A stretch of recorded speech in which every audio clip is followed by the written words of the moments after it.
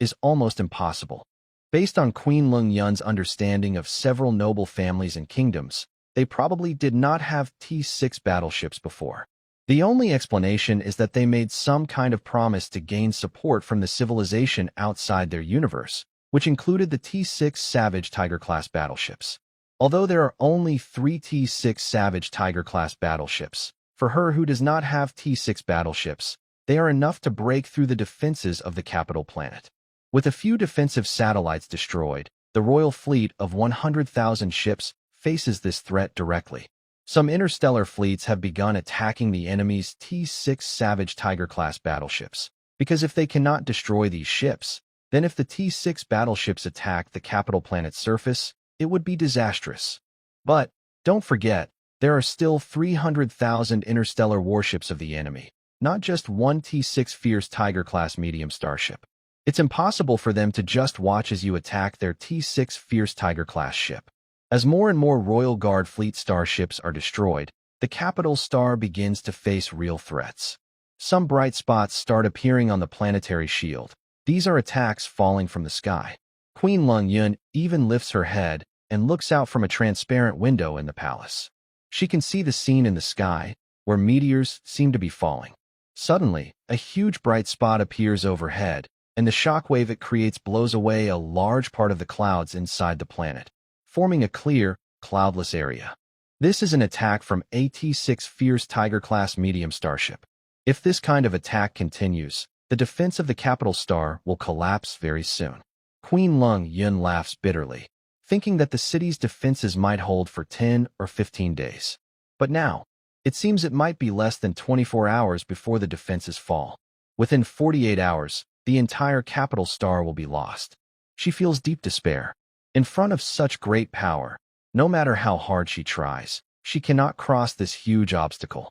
This is what Queen Lung Yun feels inside. Unfortunately, she doesn't know how her aunt is doing. From what Chang LeCun said earlier, it's likely that they ambushed her aunt's third fleet in advance. The fall of the capital star no longer feels important to Queen Lung Yun, but dragging her aunt into danger makes her feel very guilty. If she hadn't sent out that plea for help, or if her aunt had escaped with her people, maybe that would have been the best outcome. While she was thinking about these things, a blurry, intermittent video call suddenly appeared in front of Queen Lung Yun. There was no request, it just appeared on its own. Queen Lung Yun looked surprised at the fuzzy video window, and it took her a moment to see the figure on the other side clearly. It was actually her Aunt Lung Qian, whom she had just been thinking about. "Yunner, can you hear me? Yunner, can you hear my voice?" The sound on the video gradually became clearer. "Aunt, how are you contacting me?" Queen Lung Yun looked at her aunt in surprise. If she remembered correctly, after the star fleet of Chang LeCun's interstellar army surrounded the capital star system, all communication with the outside world was cut off. That's why she only managed to send a quick distress signal and had no follow-up. But now, her aunt was actively reaching out to her. There's no time to explain everything now. This device. Listen carefully to what I say. Don't give up. I've brought reinforcements. They can help solve the current problem. Just protect yourself on the capital star, General Lung Qian said. Hearing her niece's voice, her anxious mood eased. Before making contact, she was worried her niece might do something reckless. Now, she finally felt relieved. Where do we have reinforcements from? Queen Lung Yun asked in surprise. Where did the support come from for the Luo River royal family? Even if they brought back the old border general's Luo River 1st Army fleet, plus her aunt's 3rd Army fleet, facing an enemy fleet with T6 Wild Tiger-class medium starships, their chances of winning were slim. And the enemy might send more reinforcements. That's not your concern now. Once everything is settled, I'll explain everything to you. For now, just announce to the outside world that the highest command of the Luo River Kingdom is now under my control. Trust me, Yunner, General Lung Qian said seriously. Queen Lung Yun naturally trusts her aunt completely. If her aunt hadn't quietly supported her at the beginning, she wouldn't have been able to hold her throne. Okay, I understand. Queen Lung Yun immediately ordered her subordinates to start broadcasting again. From now on, all military forces, personnel, and departments of the Luo Kingdom must obey Commander General Lung Qianyuan's orders. This communication was on a public channel, so Chang LeCun also heard it. What? That woman Lung Qian is here? Chang LeCun frowned slightly and said with some displeasure, "What's going on with the Meng and Hu fleet groups? Twice the number, yet they can't stop a single fleet from the other side. Perhaps because the flagship of those two family fleet groups was destroyed and their command systems were damaged and not yet restored." So, the news from the battlefield there wasn't immediately passed to Chang LeCun. He didn't know what had happened to those two family fleet groups. He believed that Leng Qian had led a small part of the Third Army fleet to break out and come to support the capital star. Therefore, Chang LeCun didn't pay much attention. He waved his hand and said, "Forget it, given the current situation. What can Leng Qian do now that she's just arrived? Not to mention her remaining Third Army fleet. Even if her 300,000 starships all come. I have 3 T6 Wild Tiger-class medium-star battleships to back me up. What waves can she make?" Chang LeCun smiled disdainfully. In his mind, T6 star battleships are like a fixed anchor. No one can resist their attack. Look at the defenses of Luaha's capital star. They seem solid, but under the attack of T6 star battleships, they are easily shattered. Deploy star reconnaissance ships first to see how many starships Leng Qian has brought. Then prepare to send some starships to destroy her, Chang LeCun ordered. Soon, the news arrived. Outside the capital star system, a fleet of interstellar ships had indeed appeared. Most of them were from the Luaha 3rd Legion fleet, totaling about 150,000 ships. However, a small number, around 3,000, of unknown origin interstellar ships were also spotted. It was suspected that several T5 class interstellar warships were among them. Unknown origin interstellar ships? Probably support troops brought in by that woman, Leng Qian. Even if there are T5 class ships, so what? I have a T6 class medium-sized star battleship, the Manhu. Order me to send 1 T6 class Manhu battleship and 100,000 starships to destroy Leng Qian's fleet. Meanwhile, the Imperial Guard fleet and Luaha 3rd Legion fleet, which arrived just in time, were on the scene. The highest commander of the Luaha 3rd Legion fleet, General Leng Qian, was anxiously watching the battlefield footage of Luaha capital star. She saw the burning defense satellites and the scattered wreckage of starships falling like shooting stars toward the planet's surface. She also saw the damage on the planetary shield, marked by numerous scars. Seeing this, General Leng Qian was naturally very worried. Fortunately, she had contacted Queen Leng Yun and confirmed her safety. Next, the task was to hand over the situation to His Majesty's personal guard fleet. General Leng Qian looked at the video window beside her and respectfully asked, "Your Imperial Majesty, my Legion fleet. To save time, the enemy on the front line can be handled by my personal guard fleet. Your Legion fleet should focus on reclaiming the controlled planets. This shouldn't be difficult for you, right?" Zhao Chen looked at General Leng Qian and said. General Leng Qian immediately replied, "Of course, that's no problem." "Then let's proceed with that plan," Zhao Chen said. General Leng Qian silently relayed the order. There was no need for her Legion fleet to join the front line. Logically, this would reduce casualties, and she should be happy about that. However, the words of His Imperial Majesty truly struck a nerve. He said that the 150,000 interstellar warships here were not support, but a kind of trouble on the battlefield. He even suggested they could affect the timing of the battle. She wanted to argue, but it seemed there was no chance to do so. She could only watch as an observer and see the fight continue. She saw that Chang LeCun had sent 100,000 interstellar warships to block them. At that moment, she realized Chang LeCun had made a deadly mistake. Almost immediately after the battle started, the Imperial Guard fleet starships, including battleships and destroyers, opened fire. Although these two types of starships totaled only a few hundred, their attack was so fierce it was like a raging storm, pressing down on the 100,000 enemy ships, leaving them no chance to fight back for a while. As for the so-called T6 Wild Tiger-class medium interstellar battleship, sorry, it never got a chance to appear in the fight. Because, even before the Imperial Guard fleet entered the battlefield, all T5 and T6 starships within this area had been locked in place. Although Commander Xiong Xiangxiang probably looked down on this T6 starship, she knew His Majesty was present.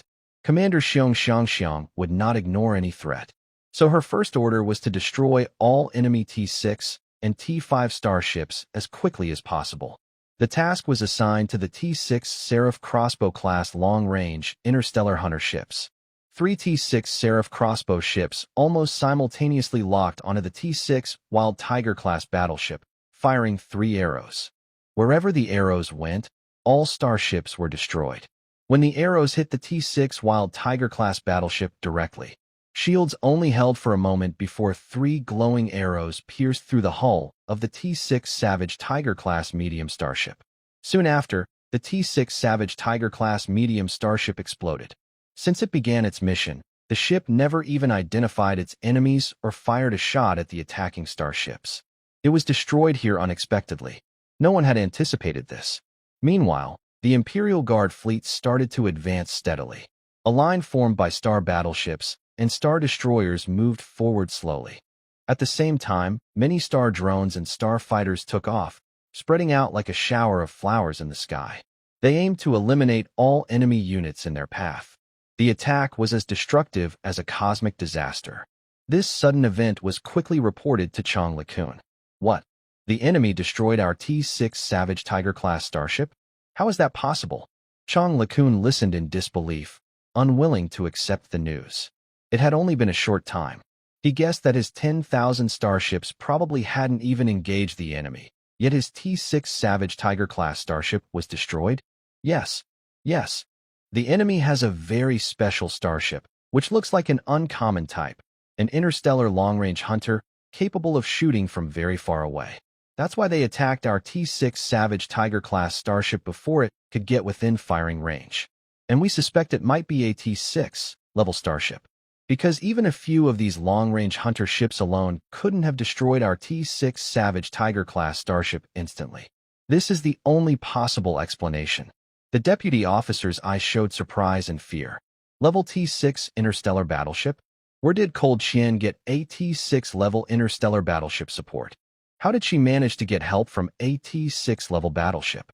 Chang LeCun found it hard to believe this fact. But as he watched the battle happening at the edge of the Luo River capital star system, his pupils widened. From initial shock, his expression turned to terror.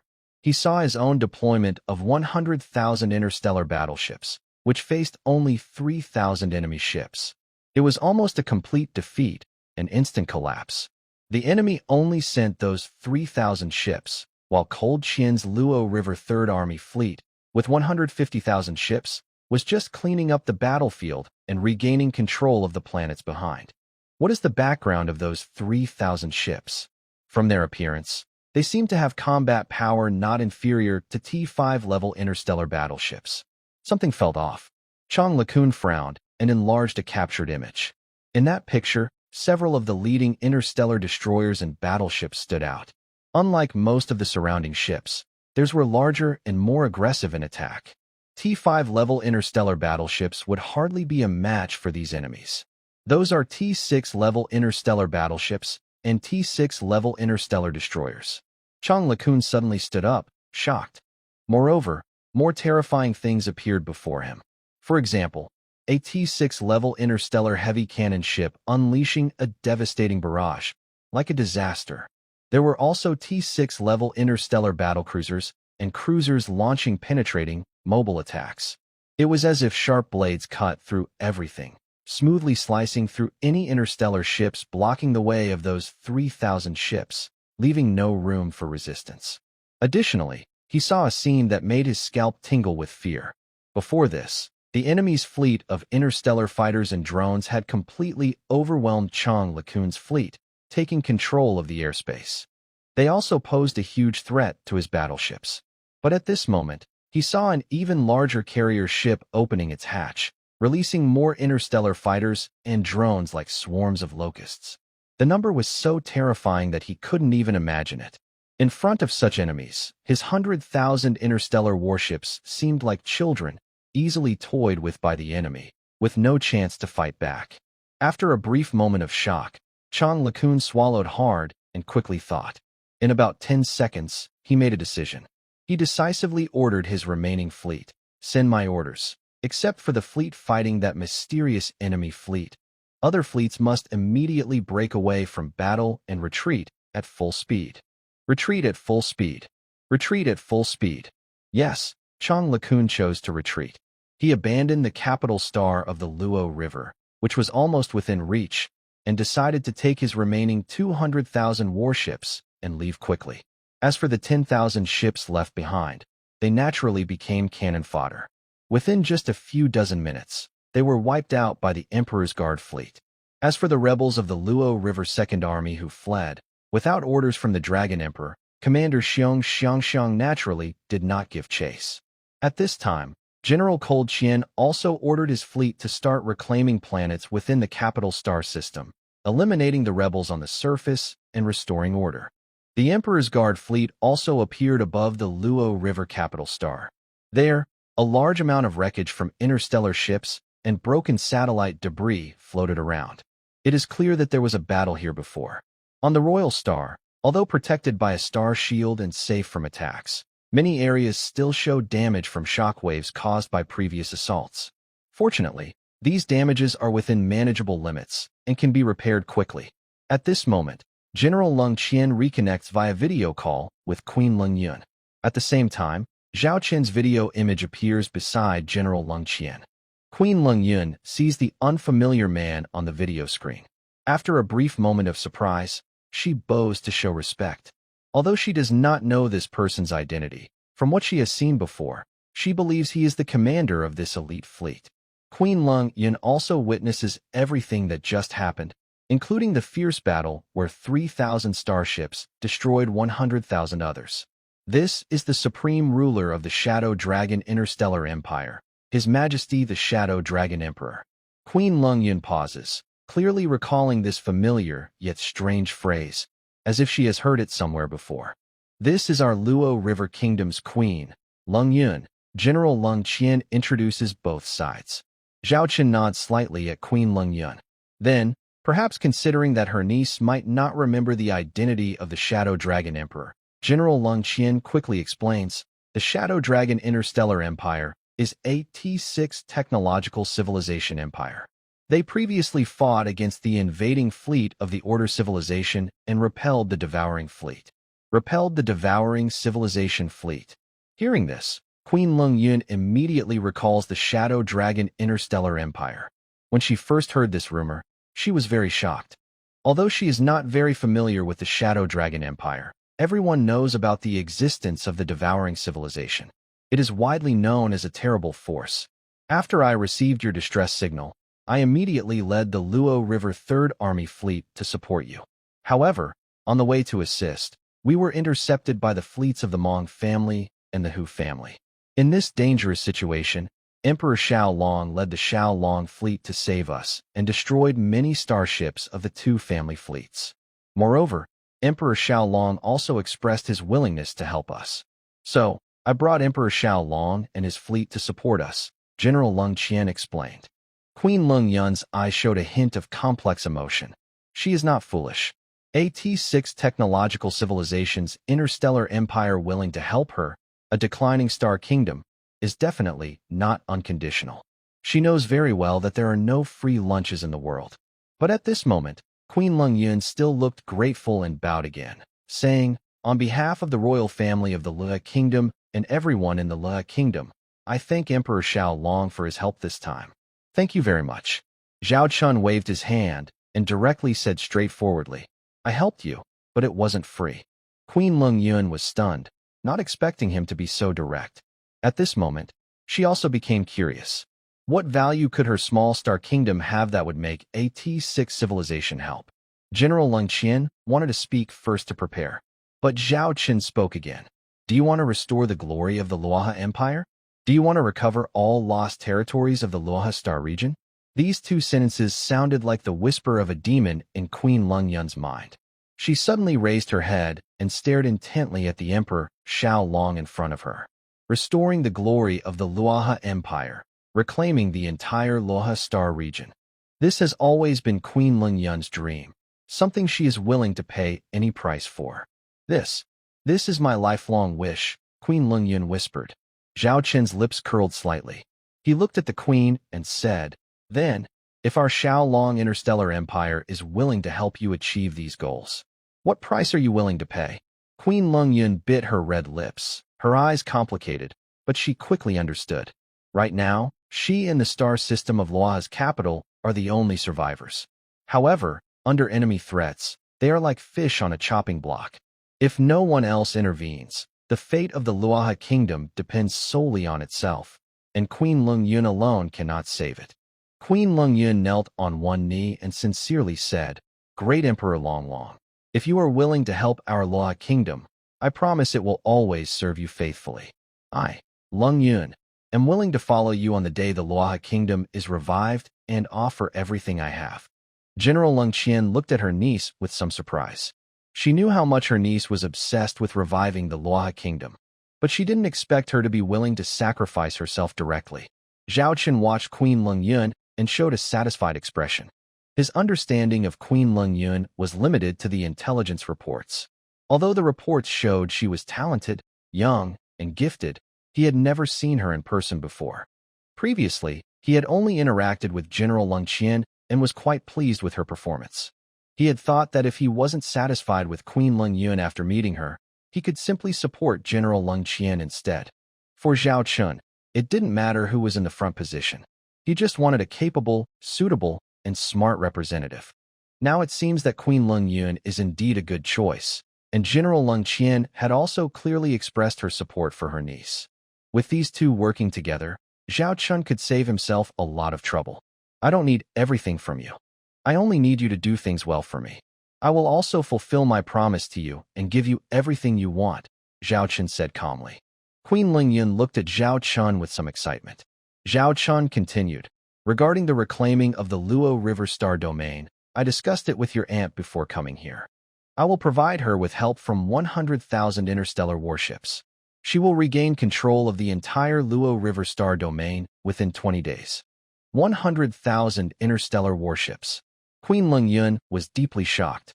If these ships have the same combat power as the fierce Dragon-class starships before, then these 100,000 ships are enough to handle the entire Luo River Star domain.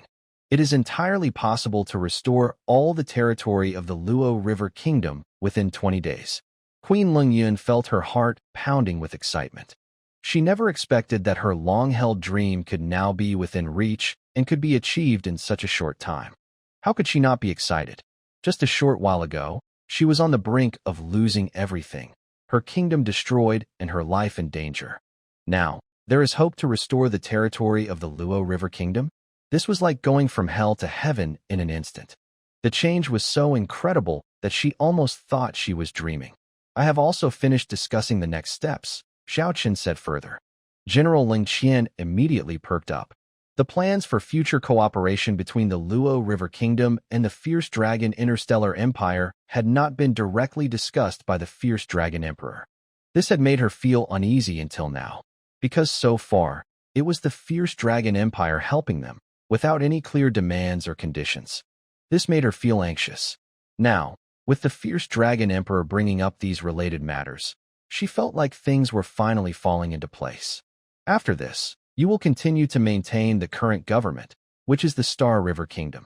Queen Lung Yun will remain queen, with Lung Qian supporting her as her deputy.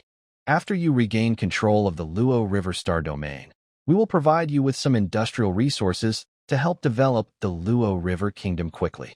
If resources or funds are insufficient, we can also offer loans. In short, after 20 days, you will have another 20 days to rest and recover. Once this second 20-day period ends, you will activate your war machines again. You will launch wars against other territories. My simple request is that you expand your territory as quickly as possible, enlarging the Luo River Kingdom. How big it becomes ultimately depends on your own abilities. Zhao Qian shared his plan. Continue expanding your territory? Queen Lung Yun looked at the Dragon Emperor in disbelief. She hadn't expected his conditions to be like this. To her, these weren't really conditions, but more like rewards. Before this, Queen Lung Yun had never even thought about the idea of expanding territory. Reclaiming the entire Luo River Star domain was already very difficult for her. What's there to talk about expansion? At that time, she thought it was just a foolish dream. But now, such an opportunity is right in front of her. To say she has no thoughts about expansion would be false. Any interstellar power or ruler would definitely have ideas about expanding their territory. Expansion is what every ruler dreams of. Only through expansion can they surpass their predecessors and grow stronger. Besides, in the history of your interstellar power, no one will remember you if you don't expand, because other achievements are insignificant in comparison. But relying only on ourselves makes it hard to continue fighting and expanding outward, General Lung Qian said more calmly than Queen Lung Yun. Zhao Chen smiled slightly and waved his hand, saying, I understand that. So, I have already decided on your first batch of investments, which includes some investments in the military industry. A T5 level military industrial chain will be built within the Luoha Kingdom. At that time, you will be able to produce T5 or lower-level interstellar warships on your own. I will teach you some construction techniques for T5 and T4 level interstellar warships, providing interstellar warship manufacturing technology to build a T5 level military industry. When I mentioned these words, even General Lung Qian, who is usually calm, started to breathe heavily. This means that the Luoha Kingdom will be able to produce the interstellar warships they need. And these will be Dragon-class interstellar warships. They have all seen the combat power of Dragon-class warships. Even a T4 level Dragon-class warship is far better than other ships of the same level. If they can widely deploy Dragon-class warships, expanding their territory will be completely possible. At this moment, General Lung Qian spoke again, looking confused at the Dragon Emperor. Your Majesty, what you are proposing seems to be good for us, not a condition. Queen Lung Yun also realized that the conditions proposed so far sound more like benefits that favor them. Can this really be called a condition? Zhao Chen replied calmly. What I want you to do is something you can only accomplish after gaining some influence. First, I will require control over some resource extraction rights within your territory, which can offset the benefits you get from me. Besides that, the Luoha Kingdom will always be open to our Dragon Star Empire. I will build a cosmic gate here, using the excellent position of the Crab Constellation interstellar civilization to serve us. Additionally, in the future, our Dragon Star Empire's related interstellar trade groups will do business within the Luoha Kingdom, and you must give them full support. After hearing these conditions, Queen Lung Yun and General Lung Qian were both stunned. They had thought that the Dragon Emperor of the Xiaolong Empire would make some unreasonable demands. But now, what they heard seemed quite manageable. Compared to what they had received, this was nothing. Yes, there's one more thing. Before I make this public, you are not allowed to reveal our relationship with the Xiaolong Star Empire. If anyone questions how you managed to improve so quickly, just make up a reason. Say that you have a connection to AT6, level interstellar civilization or universe, Zhao Chen added. Queen Lung Yun finally realized that the hulls of the 3,000 Xiaolong-class starships didn't bear the fleet insignia of the Xiaolong Star Fleet. This showed that the Dragon Emperor's actions were very secretive this time. Understood, Queen Lung Yun and General Lung Qian replied. Zhao Chen nodded with satisfaction. For now, there's nothing else. You should focus on handling the situation in the Luoha capital star system. Once I send the 10,000 starships I promised, you can prepare for the next steps. Queen Lung Yun and General Lung Qian took their leave, ending the communication. Watching the video window turn dark, Lung Qian looked at Queen Lung Yun on the other side of the screen. They exchanged a glance and smiled at each other. Yunner, I didn't expect us to be so lucky this time and to get support from the Xiaolong Star Empire. Honestly, with the current situation in the Luoha Kingdom, I can only agree to the Dragon Emperor's demands. Without his support from the Dragon Legion fleet, relying only on our Luoha Kingdom's strength, we wouldn't stand a chance against those 4 powerful families or their allied civilizations. Just these 4 families alone are difficult for us to handle. Lung Qian explained her plan. It's important to note, she hadn't told Queen Lung Yun about this before. She brought the Xiongling fleet here, which, strictly speaking, can be considered as secretly communicating with foreigners. In other times, even Cold Qian, a member of the royal family, would face many accusations and not be treated kindly. Queen Lung Yun looked at her aunt and smiled as she spoke. Auntie, why do you say that? I absolutely trust you. In the entire Luo River Kingdom, if I don't trust you, who else can I trust? And you're right. Whether it's the situation of the Luo River Third Fleet at that time or the recent situation in the capital star system, cooperating with the Xiongling Interstellar Empire and agreeing to the requests of the Xiongling Emperor is our only choice. Cold Qian nodded, then said seriously, Yuner, you also see how strong this Xiongling fleet is. Since we've already chosen to work with the Xiongling Interstellar Empire, we must adjust our attitude. We shouldn't do anything that goes against the wishes of the Xiongling Emperor.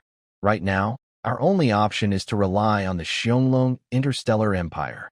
This was Cold Qian's warning, as she was also worried about her niece doing something inappropriate in the future. Queen Lung Yun immediately promised confidently upon hearing this. Auntie, you can rest assured. I understand very well the value of our cooperation with the Xiongling Interstellar Empire, and under these circumstances, I definitely won't oppose the Xiongling Emperor. I know what kind of price that will cost. Right now, we are tied to the Xiongling Interstellar Empire. Cold Qian nodded in satisfaction. Then Queen Lung Yun excitedly said, Auntie, just now the Xiongling Emperor said he would teach us how to produce T4 and even T5 level starships. If we get the technology to produce these starships, doesn't that mean our Luo River Kingdom will take off? Although the Luo River Kingdom holds the legacy of the former Luo River Empire and has large supplies for producing T4 level starships, they also possess quite a few T5 level starships. But after witnessing the performance of the Xiaolong interstellar battleship on the battlefield, smart people all know the value of the Xiaolong fleet. Its combat power is so strong that among ships of the same level, no one dares to claim they are better than the Xiaolong ships. These are all things to discuss later. Moreover, this is a reward from Emperor Xiaolong. We just need to wait patiently. The most important thing now is to complete our goal within the promised time. Within 20 days, we must control the entire Loa Star region. This is our chance to revive the Loa Kingdom, and also our first opportunity to show our value to Emperor Xiaolong. If we miss this chance, we will disappoint the Emperor. Then, Emperor Xiaolong might choose other agents to do his work. After all, in the vast universe of the Scorpius interstellar civilization, there are many star kingdoms like ours. Being chosen by Emperor Xiaolong might be our opportunity, and we cannot afford to miss it. Queen Lung Yun nodded repeatedly, then looked at Lung Qian and said, Aunt, I trust your judgment on this. From now on, the entire Loa Kingdom's arrangements will follow your lead. If there's anything I need to do, just tell me. Looking at her niece, Lung Qian nodded and said, Next, our Loa Kingdom will enter a new era. We must prepare well, because once we step onto this path, we have no other choice. Yes, Queen Lung Yun nodded firmly. Starship Dragon King, Command Bridge, are you planning to give them the T5 level interstellar battleship technology? Lilith looked at Emperor Xiaolong with some surprise. Before this, during the cooperation with the Stone Kingdom, the technology for T5 level interstellar battleships was kept very secret. It wouldn't be handed over without proper conditions. But now, Emperor Xiaolong has directly promised to give them the T5 level battleship technology. This decision seems a bit sudden and strange.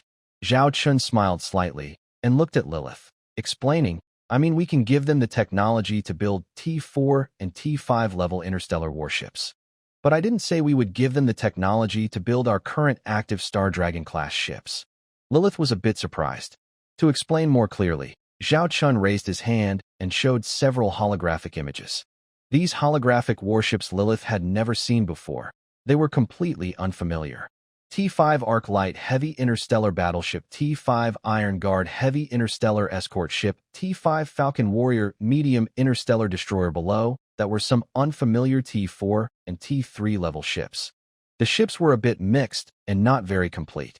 Most of them were battleships, escort ships, and destroyers. These ship technologies are what we can share with them, and they are more suitable for their current level. First, although these ships are T5 level, they are easier to build, cost less, and take less time to produce, so they can be built in large numbers quickly. If there is a problem, it's that these ships are not as powerful as our Star Dragon class ships. They are considered lower tier, but they are still effective against other ships of the same level. There are some small flaws, but when you look at the quantity, those flaws don't matter much. Zhao Chen pointed to the T5 Arc Light Heavy Interstellar Battleship and smiled, saying, a ship like this costs only 200 billion star coins. If built using T5 industrial facilities, one production line can make 50 ships in a month. Even if we use older T4 production lines, it would only take 10 months to complete the build. And these interstellar warships can be assembled in multiple modules. If we use several production lines to build them simultaneously, the construction time can be greatly shortened. Hearing the Emperor's impressive data, Lilith was stunned. The cost of building these ships is at least 20 times cheaper than the current T5 Holy Redeemer-class heavy interstellar armored battleships in their fleet. This means that the price of one T5 Holy Redeemer-class battleship could buy 20 T5 Arc-Light-class heavy interstellar battleships. In addition, the construction time is very short. Using T5 level starship factories, they can build 50 ships in just 1 month. 50 T5 class interstellar battleships in 1 month. In the universe of the Crab constellation civilization, few star forces could have such strength. As the Dragon Emperor said, these cheap interstellar warships are more suitable for the current situation of the Crab constellation civilization. Because their wars are only within the Crab constellation universe, and most of their opponents are also T5 level starships. If they encounter T6 level starships, they can simply request support from the Dragon fleet, which is no big deal. What they really need to consider is the future when they have vast territories. To rule effectively, they will need a large number of troops, especially if they rely on elite fleet units like the Dragon Legion. Even if they conquer the Crab constellation universe, in a short time, they might not have enough forces to fully control the entire region. This could seriously affect Zhao Chen's plans. Another point is, we need to hide our identities, right? Occasionally using our Dragon fleet ships is fine, but if we do it all the time, there's a risk of exposure. To delay this risk as long as possible, the best approach is to build a fleet of Dragon ships that fits the current needs of the Luo River Kingdom as soon as possible. Upon hearing the explanation from the Imperial Dragon Emperor, Lilith was convinced as well. Then we need to build production lines and industrial factories for the Crabstar interstellar civilization. Lilith, the meticulous manager, began calculating again. Zhao Chun directly said, to build these industrial facilities for the Luoha Kingdom, they first need to sign a loan agreement. As for the terms, that's your expertise, you handle it. Our Imperial Dragon never makes a loss. Also, regarding the industrial facilities, there's no need to build everything from scratch. Our universe already has some outdated T3 and T4 industrial equipment. We can dismantle and transport them here for assembly. The military industries under the Bei Yin Group's star trade companies have been seeking upgrades lately. Let's give them this opportunity. Let them send their old production lines here for replacement. This way, we can cut down at least 80% of the construction time. Lilith's eyes lit up. She asked, and the cost for this? Although the equipment is second-hand, it can still function properly. Of course, you get what you pay for, Zhao Chun said with a narrowed eye. Lilith understood immediately. These two, after working together for so long, really shared a similar mindset. They were already thinking about how to thoroughly exploit the future output of the Luoha Kingdom. Based on our initial construction plan, we can start building starship factories within the Luoha Kingdom right now. It will take about a month to reach the initial completion. After that, these starship factories, which we are responsible for building, can produce at least 3,000 T5 interstellar warships, 300,000 T4 ships, and nearly 1 million T3 ships each month. Of course, this depends on having enough resources, Lilith said. Zhao Chun rubbed his chin and said, although the Luoha Kingdom is quite poor, other interstellar forces may not be. In the future, we can have them use a war-for-war approach. They can earn war reparations by defeating enemies, which can be used to build these interstellar warships, creating a cycle. Lilith nodded and took note of this. At this moment, Zhao Chun added, remember, these warships we build are part of the Xianglong fleet. Each one must pay a technology licensing fee. Right now, they can't afford it, but they will have to pay it back in the future. And we will also charge interest. Lilith looked up at the Xianglong Emperor. This emperor truly has drained the Luoha Kingdom completely. According to this plan, not just in 100 years, but within 500 years, the Luoha Kingdom will be working for this emperor. Later, under the arrangements of Queen Lung Yun and General Lung Qian, the control of the Luoha capital star system was quickly restored.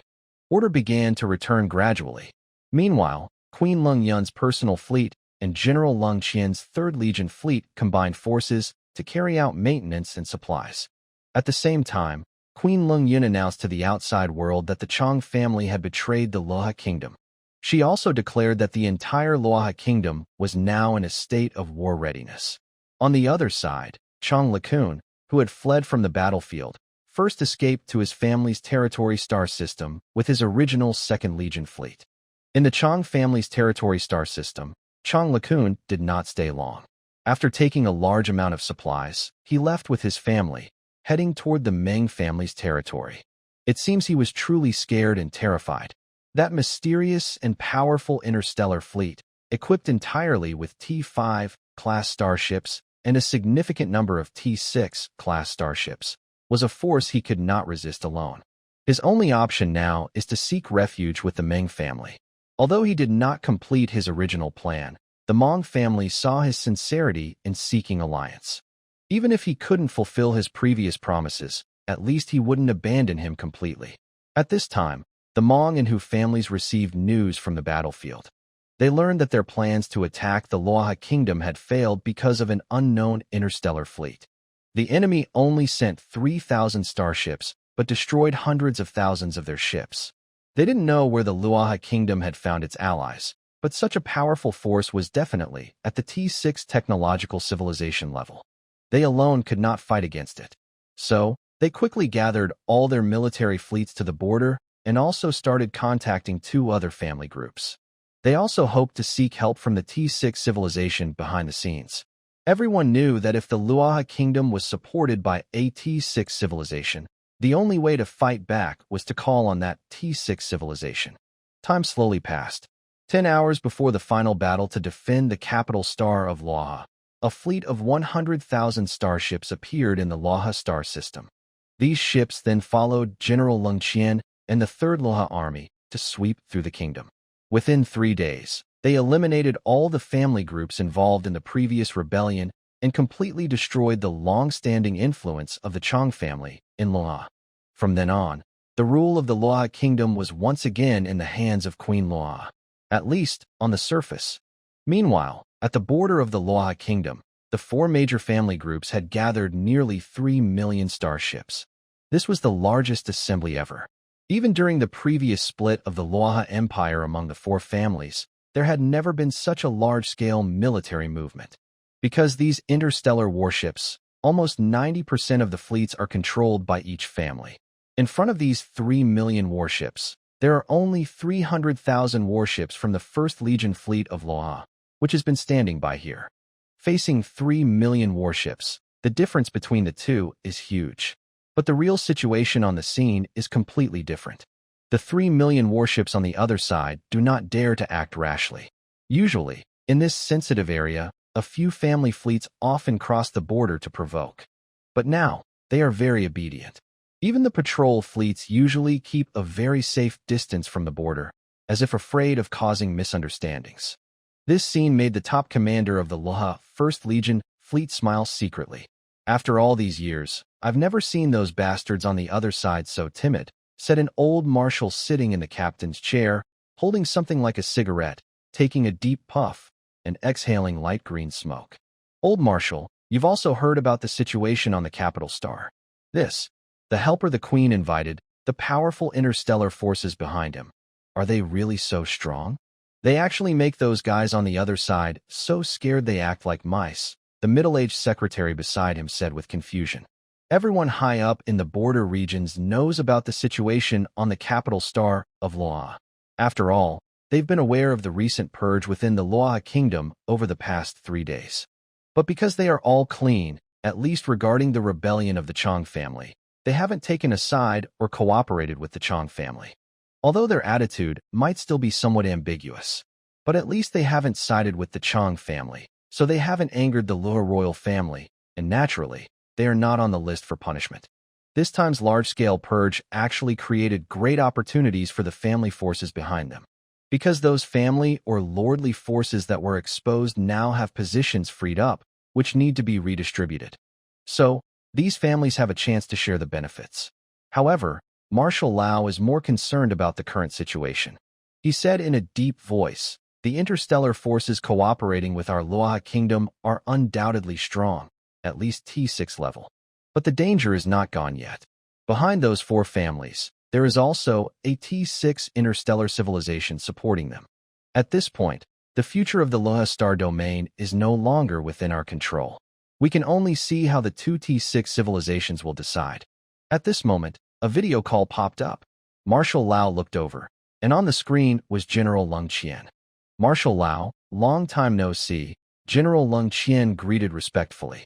You finally arrived. If you hadn't come, I wouldn't be able to hold back the 3 million starships on the other side, Marshal Lao said, looking at the young woman who had grown up before him. For a long time, she had been learning tactical commands from him, and he considered himself her semi-teacher.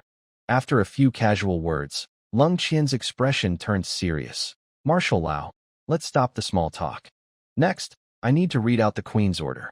The smile on Marshal Lao's face disappeared, and he nodded. Go ahead. From now on, I will serve as the highest commander of the Loha Kingdom, with the authority to command all the star fleet armies of the Loha Kingdom. There is no need to report. You can issue any combat orders directly. Hearing this, Marshal Lao showed no special reaction. He had already expected this. He nodded and said, I understand. Marshal Lao, don't think too much. This is only a temporary arrangement. The Luoha First Army fleet in your hands still remains under your command. General Lin Qian took a moment to explain. The Luoha Kingdom had just gone through a big purge, so naturally, they didn't want any misunderstandings involving the old marshal, who represented the long-standing Luoha family. The old marshal smiled warmly and said, Don't worry. I am an old man, and I don't have many tricks up my sleeve. If you and the Queen want, I can hand over my First Army fleet to you. I know your abilities well. I'm also happy to step down and rest early. You're still healthy now, and we can't do without you, Old Marshal, Lin Qian said, regardless of whether the other person was telling the truth. Even if she retired because of her own reasons, the interests of the old families behind her wouldn't allow her to step down. Is there anything else to say? The old marshal asked. Nothing for now, Lin Qian replied. The old marshal squinted and his tone softened. Lin Qian, we are kind of like half master and apprentice. I heard that the support for us from the T6 interstellar civilization this time was brought in by you. Can you tell me more about this T6 civilization? Compared to the four families behind the other side, which is stronger? We need to prepare accordingly. Lin Qian naturally understood that the old marshal was probing for information. She smiled and said, I'm sorry, but I can't reveal too much about the T6 civilization behind us right now. But one thing you can rest assured of, the T6 civilization behind us is far more powerful than the four families behind the other side. The old marshal's eyes lit up, and he didn't press further. Instead, he took a deep breath and said, That's good. Those guys have 3 million starships ready in front of me. If we don't have some strength, they might really attack. If the T6 civilization behind the Luoha Kingdom is not inferior to the one behind the four families, then they would have a real chance to stand firm. This confrontation should now settle peacefully. But at this moment, Lung Qian smiled and said, Old Marshal, they don't dare to attack us. Then, can't we be the ones to attack first? She asked. Hearing Lung Qian's words, the old marshal's eyes widened slightly. He picked up some information from her words. Before he could ask, Lung Qian straightforwardly said, Although I can't tell you details about that T6 interstellar civilization force, I can share some agreed-upon matters. The old marshal immediately showed interest. Based on what we've agreed so far, one point is that we will restore control over the entire Luoha Star region within 20 days. The Luoha Kingdom will return to the borders of the former Luoha Empire. This time, the old marshal's eyes didn't just widen. He was visibly shaken. An old man watched the 3 video screens gradually become clearer. Soon, the figures on the other side of the screens appeared. Everyone's here. Let's start the discussion, the old man said. What's there to talk about? Nothing good, a woman replied. Just wait until the interstellar fleet of Burn's civilization arrives. Then, we'll take the Luoha Kingdom in one go. Old Xia, aren't you responsible for contacting Burn's civilization? How's the situation? When will their fleet arrive? Asked another thin old man. The middle-aged man called Old Xia looked annoyed at the two. What are you two so anxious about? If it weren't for your Meng and Hu families stirring trouble, we wouldn't be in this situation now. Do you know how much pressure I've been under from Burn's civilization? The plan was to start in 3 months. Now, you've cut that time by 3 months. From this exchange, it was clear. This video conference was actually a joint meeting of the 4 other family forces in the Loa star domain. The reason is naturally related to the current situation happening there. Meng clan leader and Xia clan leader looked away with some guilt because the current events were indeed caused by them. They secretly attacked the Loa kingdom without informing the other 2 families. Their goal was to perform well with the Burns interstellar civilization so that they could get a larger share of future benefits. But no one expected the situation to turn out like this. Clan leader Tai, who had been silent, sneered and said, "You 2 planned everything carefully. You left us out, trying to make a good impression with the Burns interstellar civilization. Now that problems have arisen, you want old Xia to speak. You really had a clever plan. If the Burns interstellar civilization asks for extra conditions, all the consequences will be on you 2 smart guys. I won't be responsible for your foolish actions." Hearing clan leader Tai's words, Meng clan leader and Xia clan leader felt annoyed but understood that the responsibility for this matter was on them. They couldn't really argue now. Xia clan leader then spoke. "The Burns interstellar civilization did ask for some small conditions. I have agreed to them. As old Tai said, these conditions are the responsibility of your families, Hu and Ming. There's nothing to negotiate. If you don't want to accept, you can talk directly with the Burns interstellar civilization." In this matter of the 4 families working together with the Burns interstellar civilization, the Xia family took the lead. They had some connections with the Burns civilization, which is why they are now trying to establish a federation in the Loa star domain. All right, we are willing to take on part of the responsibility. The clan leader of the Meng family agreed because he knew there was no room for negotiation on this matter. The most important thing now is to resolve the situation with the Luo River Kingdom and get things back on the right track. Meanwhile, the female clan leader of the Hu family was unhappy but said nothing, only showing a stern expression. "Let's hear your plan. When can the interstellar fleet from Burns star civilization send their ships over?" The sentry I placed inside the Luo River Kingdom reported that over the past few days, Cold Qian, that woman, has carried out a major purge within the kingdom. Now, she is leading their fleet and an unknown T6 star civilization fleet toward the border. Without the Burns star civilization's support, facing a T6 star fleet with even 10,000 ships would be extremely dangerous for us, said clan leader Tai, looking at clan leader Xia. Clan leader Xia then spoke slowly. "I've already contacted Burns star civilization. They are willing to send their fleet early to help clear out the Luo River Kingdom. But before that, they will send a messenger to assess our situation." "A messenger?" Hearing this, the other clan leaders' eyes seemed to light up. "Probably today. The messenger will come to see our situation and then make detailed plans. After that, they will decide when the Burns star fleet will arrive," said clan leader Xia proudly. Because many people present had connections with Burns star civilization, the benefits for the Xia family in the previous Federation plan were the greatest. Naturally, among the 4 families, the Xia family now leads. This is why the 2 families, the Meng family and the Hu family, didn't dare to argue when asked to bear the losses from this incident. That's great news. Since messengers are coming to us, we must prepare well. Why not hold the event in our Meng family's capital star? We can host a welcoming banquet. The Meng family head said enthusiastically. The other 2 family heads also shared their opinions. The Xia family head snorted coldly, glancing at the 3 of them. He knew what they were thinking. They just wanted to use this opportunity to build a closer relationship with the interstellar civilization of Burns, hoping to get more benefits when dividing the future profits. There was no way he would let them succeed. Next time, the messenger will go directly to the frontline battlefield, so don't think about your own plans, said the Xia family head. Hearing this, the 3 family heads felt a bit disappointed but didn't say anything. After all, going to the front line was acceptable for all parties, as long as no one took advantage of others. There would be other chances later. Some family heads who hadn't yet gone to the front line were already planning their schedules, making sure they could arrive before the messenger fleet did, to show their family's enthusiasm for Burns' interstellar civilization. All right, that's roughly the situation. We'll discuss the details when we meet. The main thing depends on the attitude of the Burns interstellar civilization's messenger.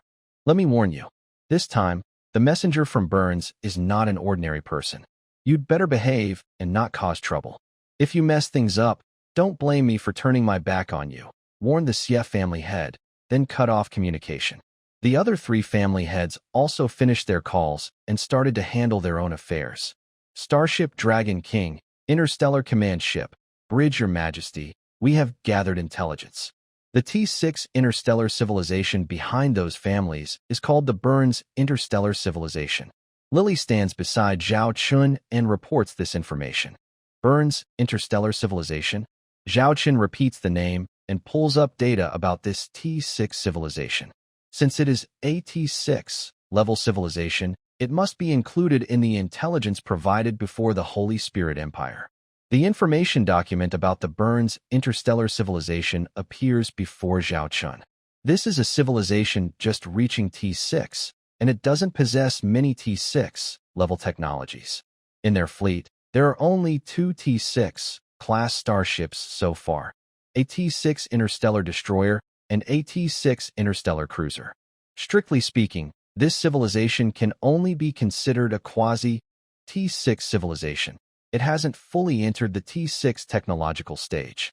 Currently, the Burns Interstellar Civilization is developing rapidly and shows signs of expanding outward. It is believed that they realize entering the T6 stage might attract the attention of other powers. However, they are not willing to hide like an ostrich.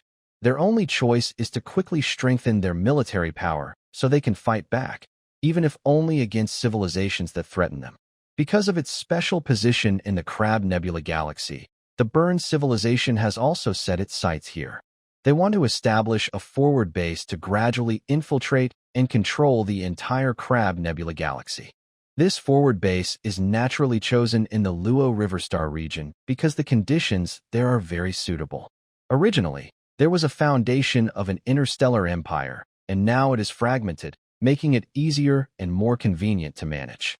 After reviewing all this information about the Burns Interstellar Civilization, Lilith said nearby, given the current situation, although we are not afraid of Burns Interstellar Civilization's military strength, fighting a T6 civilization would still be a heavy burden for us. Zhao Chun closed the data on Burns Civilization, smiled slightly, and said casually, "There's no need to worry about that anymore. I have already thought of a way to handle Burns Civilization." Lilith looked at Zhao Chun with some surprise, curious about his plan. "Get ready. We're going on a trip." Zhao Chun stretched lazily. "Where to?" Lilith asked.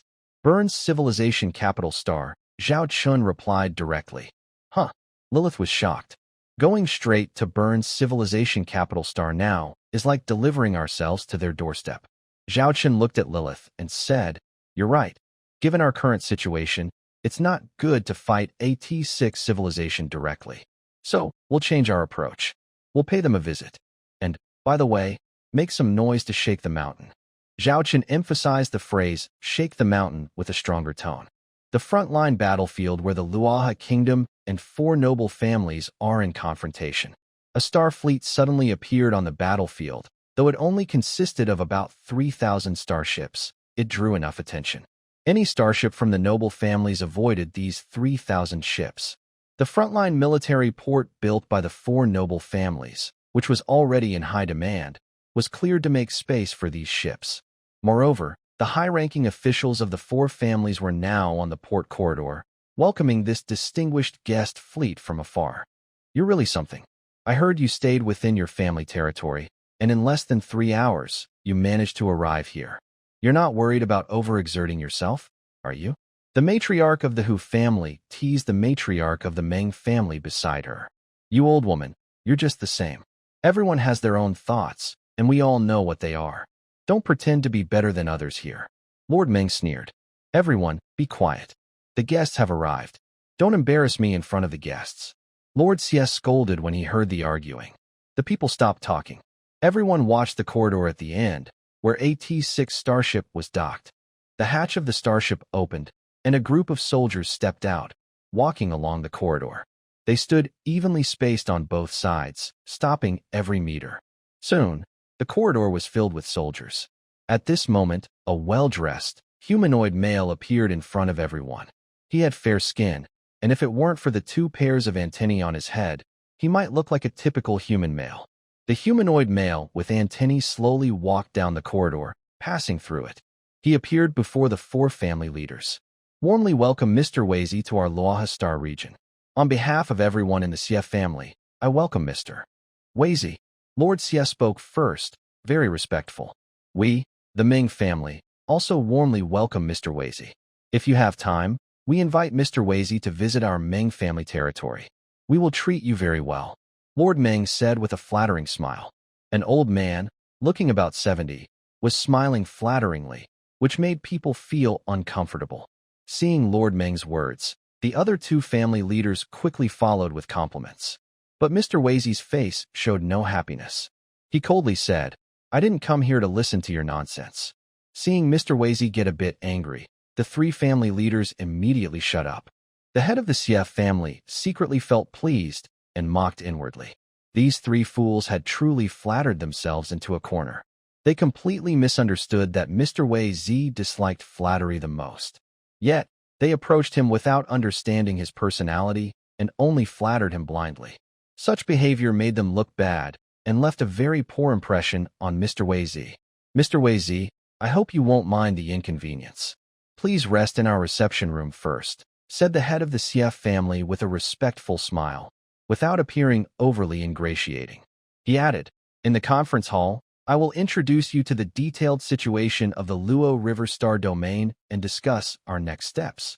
Hearing this, Mr. Wazy's expression softened considerably.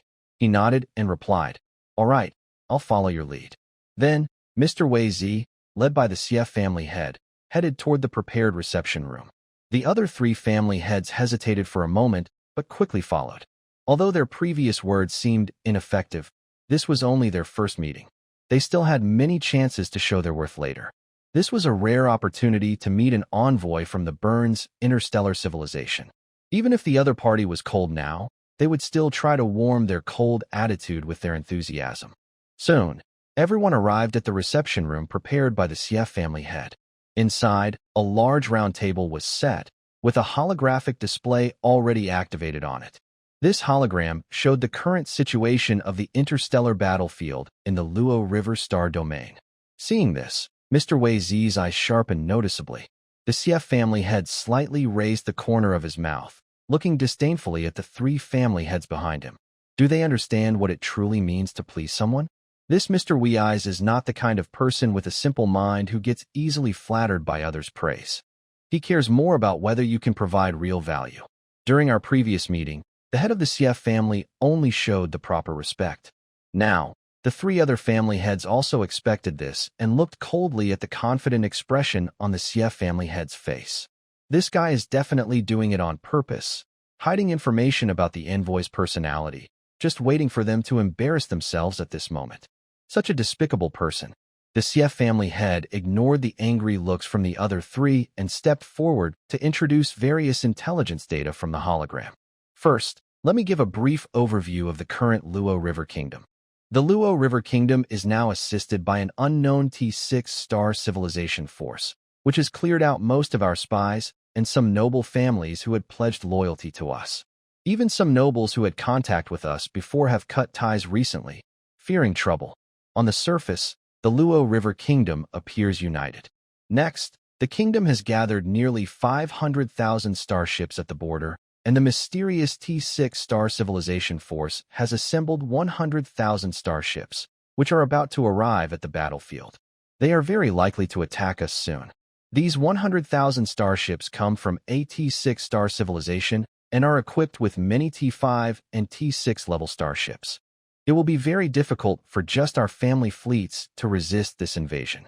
Therefore, we urgently need the help of the Burns star civilization.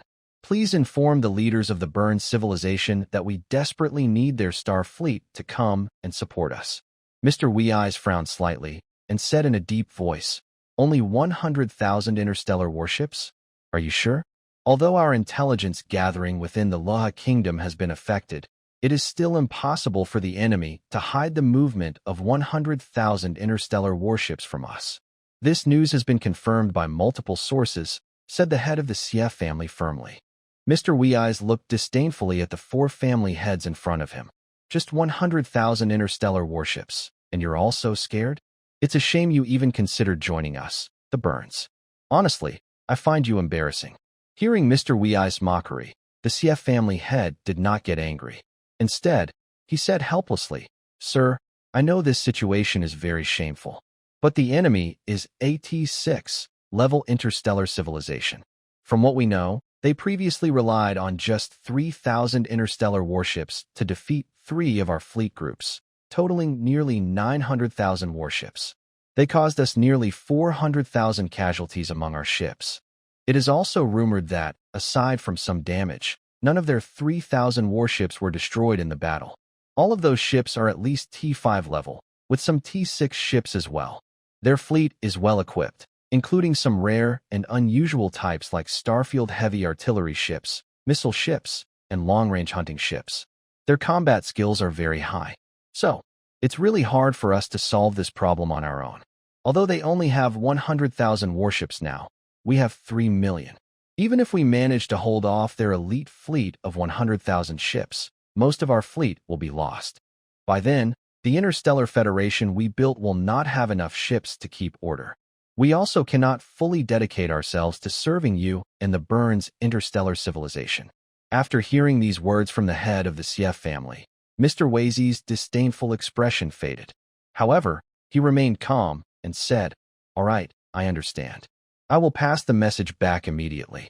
Within 3 days, our Burns interstellar civilization will send 3 fleet armies, totaling 1 million starships, into the Luo River Star region. By then, that mysterious T6 interstellar civilization will see what a true T6 civilization looks like."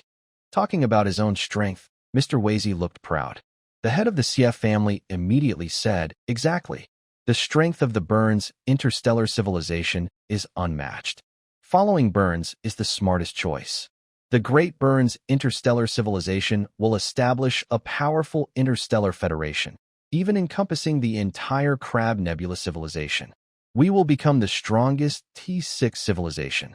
The words from the CF family head sounded very pleasing to Mr. Wei's. The other 3 clan leaders nearby looked surprised. Mr. Wei's does not like flattery, but he does enjoy hearing kind words. At this moment, Mr. Wei's spoke again. "Of course, if we can persuade the enemy to surrender, that would be the best strategy. You should contact the other side and inform them that as long as the Luo River Kingdom surrenders, the opposing T6 civilization will withdraw from the Luo River Star region and promise never to enter the Luo River Kingdom again. Our Burns interstellar civilization will treat this matter as if it never happened." The simple meeting and exchange of ideas ended. The head of the CF family naturally went to handle the tasks assigned by Mr. Wei's. One of these was to persuade the Luo River Kingdom to surrender. Although they were enemies, communication between the 2 sides was surprisingly smooth. The head of the CF family quickly contacted the top commander of the front lines in the Luo Kingdom. General Lung Qian appeared on the video screen. "Why is it you? Where is that old marshal from your family?" The head of the CF family paused when he saw Lung Qian. He naturally recognized this female marshal from the Luo Kingdom, but he knew even better that, in terms of status, the old marshal who commanded the Luo First Fleet was of a higher rank. General Lung Qian replied coldly, "By the order of our queen, I am now in charge of all military affairs in the Luo Kingdom. I am the highest commander. If you have anything to say, just tell me directly." The head of the CF family looked at General Lung Qian with disdain. The Luo Kingdom really is regressing more and more. They even handed over battlefield command to someone like you. Haha. If it weren't for that T6 interstellar civilization you guys found somewhere, the Luo Kingdom would have been expelled long ago, he mocked. General Lung Qian showed no emotion and said coldly, "If your only purpose is to say these things, then there's no need to waste time here. Instead of talking nonsense, you might as well think about how you lost those hundreds of thousands of starships." Her words referred to the starships lost in the 4 family fleet groups that had fallen earlier. At this moment, the leaders of the Meng and Hu families, standing near the CF family head, looked surprised. This woman was actually mocking them. They were about to respond when the CF family head glared at them. The 2 held back their anger and said nothing. The CF family head looked at Lung Qian and snorted. "If it weren't for the messenger from the Burns interstellar civilization giving your Luo Kingdom a chance, I wouldn't be wasting my breath here. To be honest, Within 3 days, the Burns civilization will send 1,000,000 starships to invade the Loaha star region. By that time, what will your Luo River Kingdom use to defend itself? Behind you, the T6 interstellar civilization has only sent 10,000 starships. Haha, 10,000 starships versus 1,000,000 starships. This is simple math. Even a new recruit should know how to calculate it. Are you still holding on to false hopes? I advise you, the envoy of the Burns interstellar civilization is willing to give you a chance. Surrender now, and the T6 interstellar civilization behind you will immediately leave the Luo River Star region and never step into it again. If you do this, Burns interstellar civilization will keep a place for you in the future interstellar federation established in the Luo River Star region. Otherwise, your Luo River Kingdom won't even leave a seed behind. I give you time to think. Before the family head of the CF family could finish speaking, General Lung Qian directly interrupted. No need to think. Our ship cannons are our answer. Surrender is impossible. It will never happen in this lifetime. And who told you we are destined to lose? Moreover, I can also give the 4 family traitors a chance. If you surrender honestly now, I can ask the Queen for mercy for some innocent members of your families. Otherwise, when we come to settle accounts with your 4 families, don't blame us for wiping out your entire clans. Wipe out your entire clans? The head of the CF family laughed loudly. The other 3 family heads nearby also started laughing. What did you just say? Wipe out our 4 families. Haha, what a big joke. Let me tell you, I am right here now. If you have the guts, come and cut off my head. I want to see how you will wipe out my Meng family. The Meng family head laughed loudly. The head of the Tai family chuckled softly. I've heard that you and your niece are both very proud of yourselves. I didn't feel it before, but now I do. I just wonder if, when you and your niece become prisoners, you can still be so confident. As he spoke, the head of the Tai family licked his lips and showed a sly, mischievous smile. And you still threaten us. You're all about to die anyway. Even if you found a T6 interstellar civilization, so what? Do you think everyone can be as powerful as the Burns interstellar civilization? The female leader of the Hu family said with disdain. General Lung Qian looked at these family leaders and said calmly, since you don't believe us and refuse to surrender, there's nothing more to say. Just wait for the upcoming battle. Good. I want to see how you'll beg me when the time comes, said the leader of the CF family, naturally eager to see them act like that. This way, the interstellar fleet of the Burns civilization can openly wipe out the Loaha Kingdom. A completely destroyed Loaha Kingdom is exactly what the 4 families want. At this moment, the communication was cut off. The 4 family leaders looked at each other and smiled. This girl is quite bold. Even now, she still dares to say such things. Honestly, we should capture the entire Luo royal family and send the men to the harshest mines to work, while the women are sent to the poorest slums to suffer. Old Xia, that ungrateful woman just now. When you report to the envoy later, remember to exaggerate a bit. The leader of the Xia family slightly raised his lips. I know exactly how to say it. Meanwhile, General Lung Qian watched the video feed go dark. A mocking smile appeared on her face. These fools still don't realize how powerful the reinforcements they called are. They're not something that a newly advanced T6 civilization like Burns can handle. However, this might be for the best. The Luo River Kingdom has been bullied and oppressed for many years. She wants to see the expressions of the 4 family leaders when everything settles down. It will surely be very exciting. As for General Lung Qian and the communication with the 4 family leaders, Zhao Qin naturally doesn't know about it. General Lung Qian also wanted to report this matter to Emperor Xiaolong immediately. But the response she received was that Emperor Xiaolong was busy with other matters and couldn't be contacted for now. Although General Lung Qian was a bit confused by this, she didn't suspect anything too much.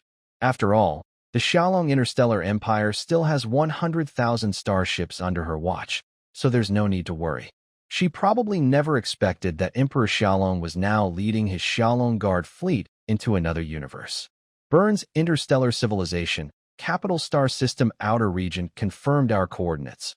We are at the outer area of Burns Interstellar Civilization's Capital Star System, Lilith reported to Zhao Qin. She looked at Emperor Xiaolong with a hint of madness in her eyes. She didn't expect Emperor Xiaolong to do something so bold this time. To save time in the Luo River Star domain, Emperor Xiaolong directly attacked the Burns interstellar civilization's main base, which supported the 4 rebel families. Xiong, confirm our backup plan, Zhao Chun said to Commander Xiong nearby. Xiong quickly replied, already confirmed multiple times. We can ensure that after an enemy attack, we can retreat safely and quickly, keeping you and the fleet safe. Zhao Chun nodded with satisfaction. This time, he was well prepared for the risk. Among the Emperor's Guard fleet, there are not only the human technology for intergalactic travel, but also the T6 Emerald Dream-level starship, capable of jumping across star systems in a short time. Although it cannot be sent across the universe, it is still very useful. Because of this, Zhao Chun dared to lead the Imperial Guard fleet directly to the old base of the Burns interstellar civilization. Since we're here, there's no need to hide anymore. All the starships of the Imperial Guard fleet, various energy waves, lift the blockade and open to maximum. Let everyone in the capital star of the Burns interstellar civilization know that our distinguished guests have arrived. Then, contact the highest ruler of the Burns interstellar civilization immediately. Tell them someone wants to talk to them. Zhao Chun leaned back in the captain's chair, showing a playful and confident expression. This move by the Imperial Guard fleet naturally alarmed the local troops around the capital star system. At the same time, it also alerted the high officials of the Burns interstellar civilization. A large number of interstellar fleet ships rushed toward this area, and the entire capital star system entered a state of readiness. What? A fleet that is not from our star system suddenly appears near our capital star system? No stealth methods, and they say they want to meet our highest ruler? Where did this crazy group come from? The top commander of the Burns interstellar civilization's garrison on the capital star frowned upon hearing this. He had never seen such a situation since taking this position. I don't know. So far, we still can't confirm where this fleet came from, the deputy said helplessly. The top commander of the capital star garrison thought for a moment, then said in a deep voice, find a way to contact this fleet. Tell them I want to speak with their commander. Soon, a video window appeared. On the screen was a man with a teasing smile on his face. Why are you bringing your fleet to intrude on our Burns interstellar civilization? Immediately identify yourselves, or face the consequences. The top commander warned directly. Zhao Chun's lips curled slightly. Are you sure you want me to identify myself? Of course, said the highest commander of the capital star garrison. I worry that once you know who I am, it will be hard to explain to your master, Zhao Chun said with a shrug and a light smile. The highest commander of the capital star garrison frowned when he heard these bold words. He began to think carefully. Normally, when faced with someone like this, he could simply open fire. But for some reason, when he saw the man in front of him, he felt uneasy. Although this man didn't look like a fierce or dangerous person, he looked quite clean and had a half smile on his face. His presence was intimidating. His calm authority made it clear he held a high position in the Burns interstellar civilization and had met its top leaders many times, including the highest administrator. Yet, he had never felt such a strong, commanding aura from anyone else. He even sensed that if he dared to oppose this man today, it could cause serious trouble for the Burns civilization. At this moment, Lilith, standing beside Zhao Chun, stepped forward to smooth things over. We won't make things difficult for you. I will send you a secure file now. You need to give this encrypted document to your highest administrator. When he sees it, he will come to meet us. If you doubt, you can check it yourself, but I advise you not to let others see it, or the consequences will be yours to bear, Lilith said, sending an encrypted electronic file. Zhao Chun crossed his arms and said coldly, I don't have much time. Don't make me wait too long. He then yawned, showing impatience. As he finished speaking, he closed the communication channel directly. The highest commander of the capital star, watching the dark screen, felt a mix of emotions. He wondered how he ended up in such a situation. At this moment, he also received an encrypted document. He thought for a moment, dismissed the people around him, and then created a protected space around himself. To ensure safety, he also disconnected from all software systems inside the starship. He repeatedly scanned the document with antivirus software. After confirming that the document was safe, he slowly opened the encrypted file. This was called an encrypted document, but it was actually just a simple lock that could be opened with a click. The document contained little content, only a picture. Yes, just a picture. This made the highest commander stationed on the capital star even more confused. The picture showed a dragon pattern, which looked like a fleet emblem. At that moment, the commander seemed to remember something. He stared at the dragon emblem on the fleet badge. He had seen this emblem somewhere before. A T6 level interstellar civilization. Suddenly, a name appeared in his mind. The T6 Shadow Dragon Interstellar Empire. The empire that defeated the devouring civilization's invasion fleet. The commander looked shocked, then quickly stored the document away. He closed the surrounding barriers. He looked at his deputy and ordered, "Send my command. No one is allowed to attack this fleet without my orders, and no one is allowed to approach. From now on, this entire area around the fleet is a no-fly zone. No starship is allowed to get close. At the same time, closely monitor this fleet and report any unusual activity to me immediately." After speaking, he ran to a small room nearby, leaving the deputy looking confused. The deputy was puzzled but obediently carried out the leader's orders. Meanwhile, the highest commander entered his private office and immediately tried to contact the chief administrator on the capital star. He swallowed hard and waited anxiously. Time slowly passed. Finally, the video communication was connected. But on the other end was not the Supreme Ruler, but the Secretary General of the Supreme Ruler. "General, you are not authorized to contact the highest department of the Burns Interstellar Civilization directly. Please explain your current actions," the Secretary General asked coldly. The general stationed on the capital planet immediately said, "I have very urgent and important matters to discuss with the Supreme Ruler. It must be now, immediately." The Secretary General frowned slightly and said, "If there's something urgent, you can tell me first." The general wanted to speak, but remembered the warnings from previous visitors. He thought for a moment, organized his words, and then said seriously, "Just now, we discovered an unknown fleet outside the capital star system. We contacted them via video communication. They are from a powerful interstellar civilization. They sent me a document with important information. Only the Supreme Ruler can see this." The Secretary General frowned.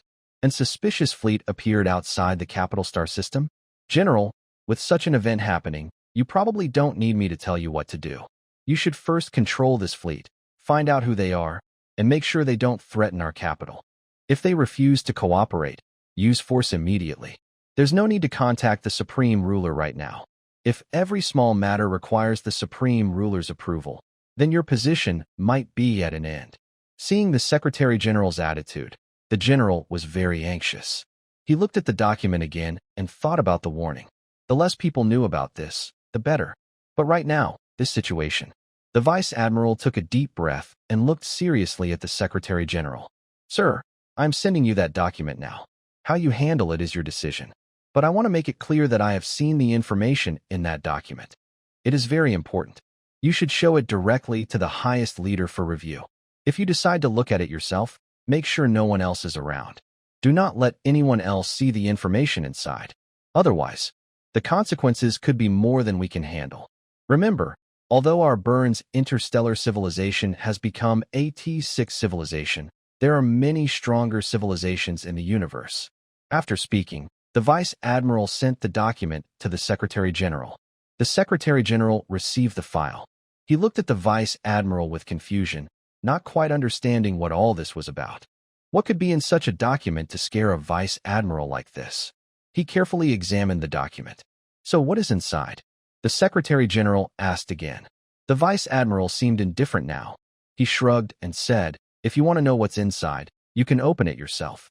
Anyway, I've already handed it to you. How you handle it is up to you. Just be prepared to face the consequences."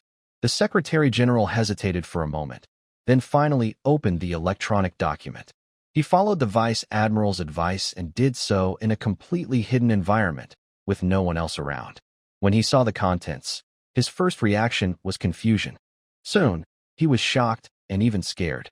Without saying a word, he closed the document. He looked at the Vice Admiral, who now appeared indifferent, and asked, "You say this was given to you by the fleet that entered the outskirts of our capital star system? Why didn't you warn me earlier about what was inside this?" The Secretary General felt a chill down his spine at that moment. He was very aware of the power behind that object. It was truly beyond what their Burns interstellar civilization could compare to. And this was given to them at the request of the highest ruler, allowing his secretary to see it first. This made him want to slap himself a minute earlier. Curiosity really is a dangerous thing. I already warned you before. All right, stop wasting time here. Since you've already seen it, hurry up and deliver this thing to the highest ruler. That fleet is still waiting. Remember, that person is someone we can't afford to offend. And, do you know who I saw? The general looked at him with awe. Who? The Secretary General asked, confused. A man, the general said seriously. What kind of answer is that? A man. The Secretary General seemed to realize, eyes wide with disbelief. After recognizing what was inside the document, he naturally recalled some related information. He understood what a man meant in this context.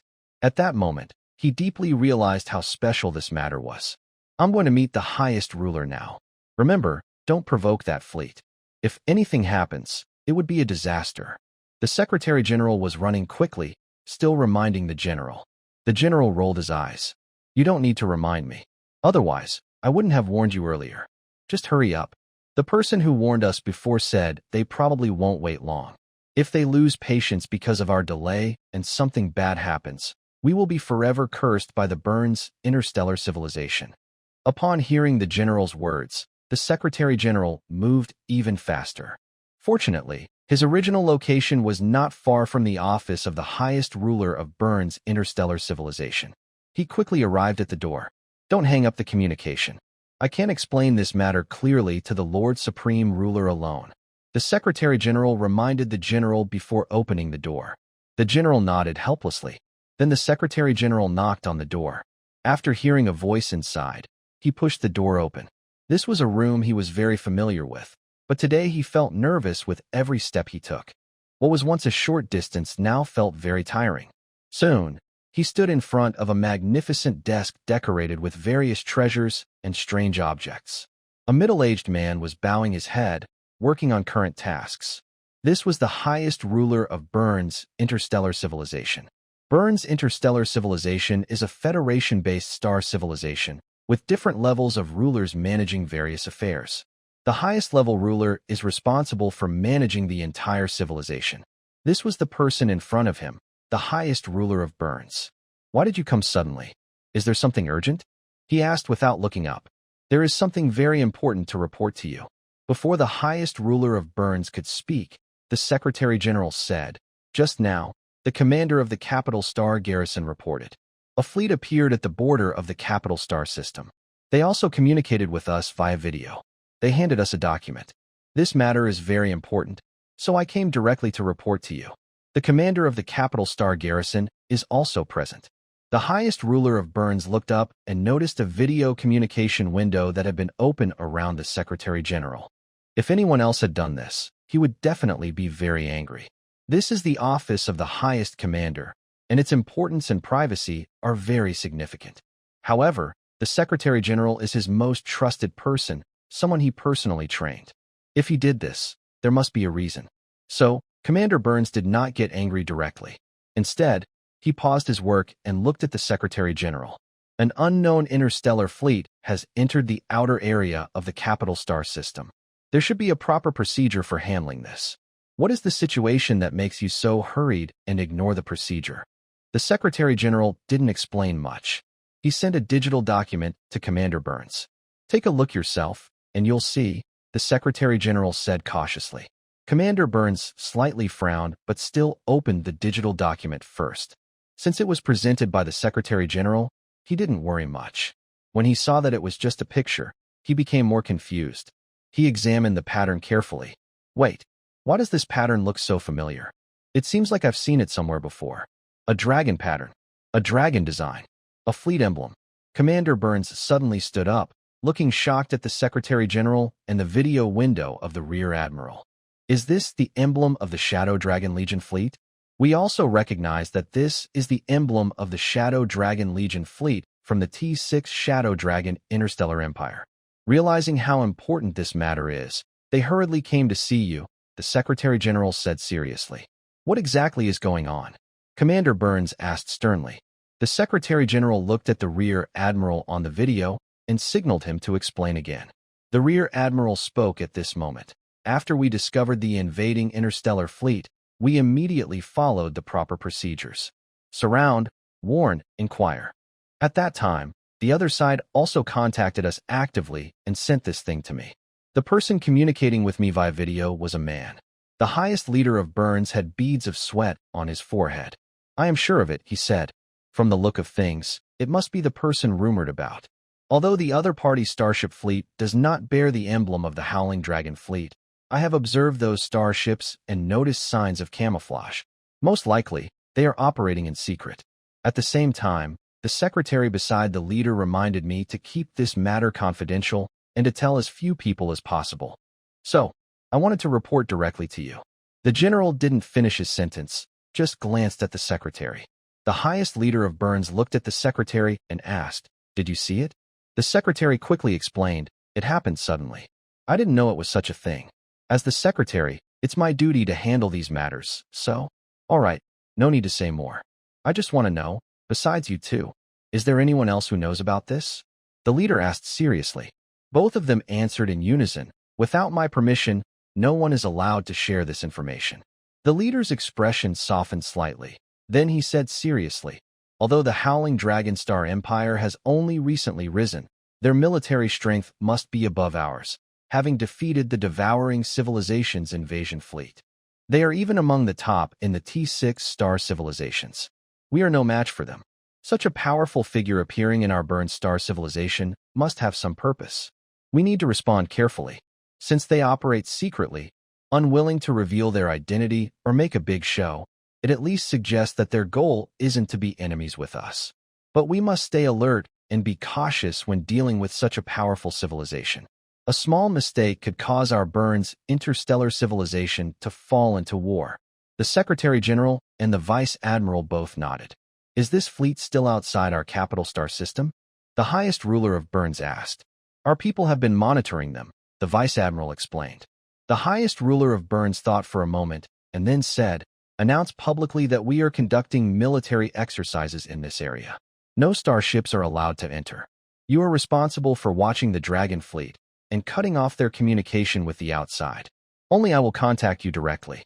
After this matter is settled, I want all personnel checked, all private devices cleared, and strict surveillance for the next 3 years." "Understood," the Vice Admiral replied calmly and without hesitation. He didn't care that his fleet was being monitored. In such situations, they could only say they were unlucky. The highest ruler of Burns was kind enough to let them live. Any ruthless leader who knew about this would only make things worse. "Arrange a meeting with the other side and keep it secret," the highest ruler of Burns told the Secretary General.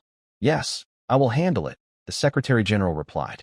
The three of them looked very serious. They knew that although it seemed like a simple meeting, its importance was as great as a war. If not handled properly, anything could happen. Soon, a message was sent to the Dragon Emperor Starship Command. Lilith checked it and then looked at the Dragon Emperor. "The highest ruler of Burns has invited you to a video call." Zhao Chen stretched and said, "Not bad. It didn't take too long." "Set it up," he added. Soon, in a channel, a holographic video conference room appeared. Zhao Chen and Lilith's figures appeared, and 2 people on the opposite side had already been waiting. The participants for this meeting had been decided beforehand, with each side having 2 representatives. Zhao Chen glanced at the 2 people opposite him. Based on their identities, he immediately thought of who they were. They were Burns' highest ruler and his Secretary General. They are currently the most powerful figures in the Burns interstellar civilization. At the same time, the 2 people opposite also looked at Zhao Chen and Lilith. "Please introduce yourselves. I am Harasaka, the 139th Supreme Ruler of the Burns interstellar civilization. This is my Secretary General, Bexes." The Burns Supreme Ruler introduced himself and saluted Zhao Chen. The Secretary General also bowed in greeting. Since they were so polite, Zhao Chen didn't see the need to act formal. After giving a military salute, he said, "I am Zhao Chen, the first emperor of the Xiongling Interstellar Empire. This is my secretary Lilith." Sure enough, it was this person, Emperor Zhao Chen of the Xiongling Empire. Although he had guessed this before, now it was confirmed. Both the Burns Supreme Ruler and his secretary were shocked. After all, this Xiongling Emperor is very famous across many universes now. Even if they hadn't met him before, they knew about the battle between the Xiongling Empire and the Devouring Civilization. They also knew that the Xiongling Empire had close ties with the Holy Spirit Empire. Being an ally of the Holy Spirit Empire was very rare. Emperor Zhao Chun, we've heard of you for a long time. May I ask, what brings you all the way to the Burns interstellar civilization this time? The Burns supreme ruler asked politely. Zhao Chun smiled slightly, but what he said next truly surprised the other side. This time, I came specifically to ask whether the Burns interstellar civilization intends to go to war with our Xiongling Empire. If the Burns supreme ruler hadn't been a bit cautious, he might have jumped up in shock. He was holding back his surprise and astonishment. The highest leader of Burns asked in confusion, "Why did the Dragon Emperor say that? We have no grudges between us. Why would I want to start a war with the Dragon Star Interstellar Empire? What a joke. The Dragon Star Interstellar Empire is so powerful. How could our Burns interstellar civilization be so foolish as to fight against them at this time? Wouldn't that be asking for death? Really? Then why do I have a fleet reporting that your Burns civilization is about to attack them?" Zhao Qin asked with narrowed eyes. Seeing the attitude of the Dragon Emperor, the highest leader of Burns started to doubt. Could it really be true? Logically, if the Dragon Star Empire was deliberately targeting Burns, there would be no need for such a weak excuse. But if it really was true, the highest leader of Burns swallowed hard. Why did he feel a chill down his neck? Wait, I don't know anything about this. I assure you, our Burns interstellar civilization has no intention of fighting your Dragon Star Empire. Allow me to investigate. Sweat was already forming on the forehead of the Burns leader. Just as he was about to ask his secretary what was going on and why this matter had arisen, Zhao Qin spoke first. No need for you to investigate. Just tell us, are you preparing to use force against the Leo River Star region in the Crab Constellation Galaxy? The Burns leader was stunned. He recalled that there might indeed be such a situation. He looked at his secretary nearby. The secretary immediately replied, "Yes. Yes, there is such a matter." A family faction within the Leo River Star region of the Crab Constellation Galaxy had contact with one of our princes. He also proposed establishing an interstellar federation controlled by us in the Luo River Star region. You are also planning to send an interstellar fleet to the Luo River Star region to eliminate all resistance, right? Zhao Chun said with a smile. The Supreme Governor Burns frowned and looked at his secretary. The secretary swallowed and said, "Yes, that's true. So, you admit that you are planning to declare war on our Shadow Dragon Interstellar Empire and attack our Shadow Dragon fleet?" Zhao Chun said loudly, slamming the table. This sudden statement made Governor Burns tremble with fear. "Oh, this has nothing to do with it, right? Could it be?" Governor Burns seemed to realize something. Zhao Qin's lips curled into a cold smile as he looked at the two of them. "Because right now, my Shadow Dragon fleet is in the Luo River Star region. Coincidentally, those family factions have provoked me. They also warned me that behind them is a powerful T6 star civilization, which will soon send an interstellar fleet into the Luo River Star region. When that happens, they will crush my fleet as easily as squeezing an ant. That's what they said to me." Zhao Qin's expression changed, and he patted his chest as if he was scared. Then he blinked and looked at Governor Burns.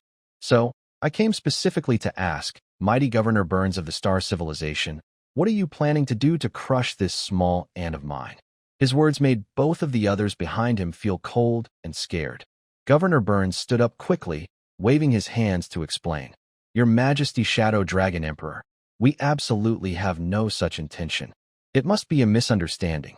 Then isn't it you who plans to send this interstellar fleet?" Zhao Qin narrowed his eyes and asked back. "Well, there is indeed such a matter. But I have no idea that those family factions are opposing you. If I knew about it, I would never agree to send troops or oppose you. I personally greatly admire the sovereign of the Dragon Empire and your Star Empire. There is no way I would do such a thing. This must be a misunderstanding.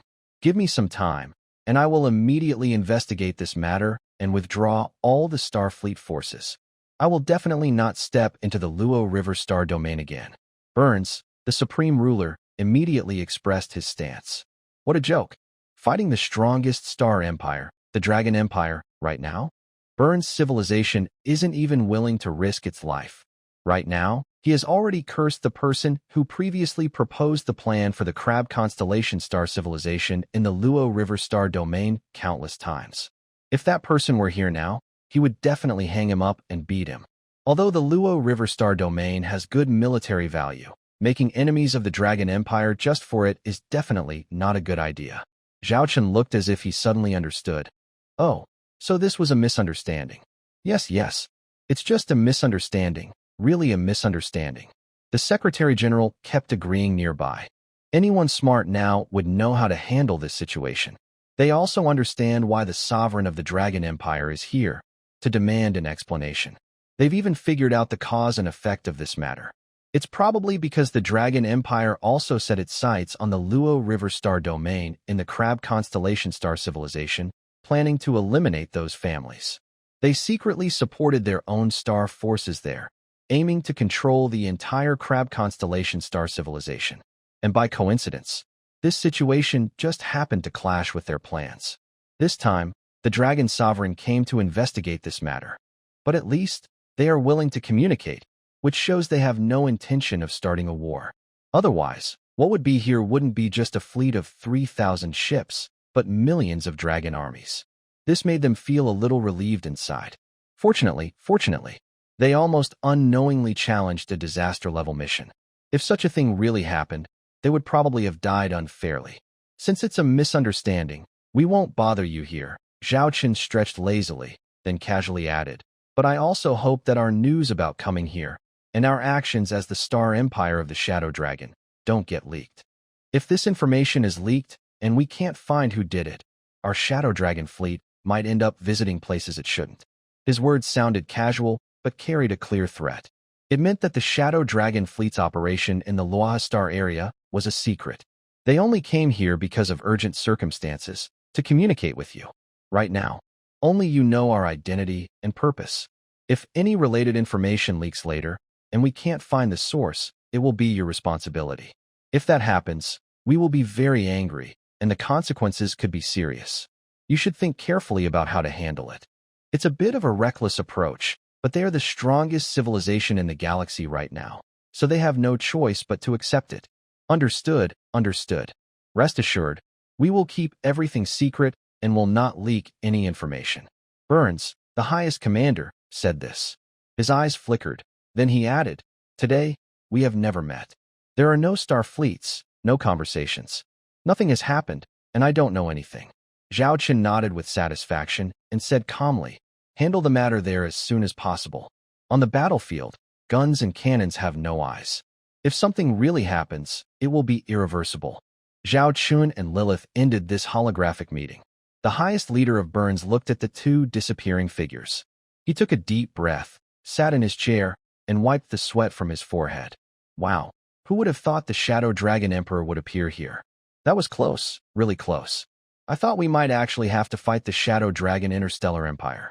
Our Burns interstellar civilization just recently reached T6 level. How could we possibly be a match for such a monster? The secretary next to him nodded repeatedly. Yes, the number of T6 level interstellar warships is several times ours.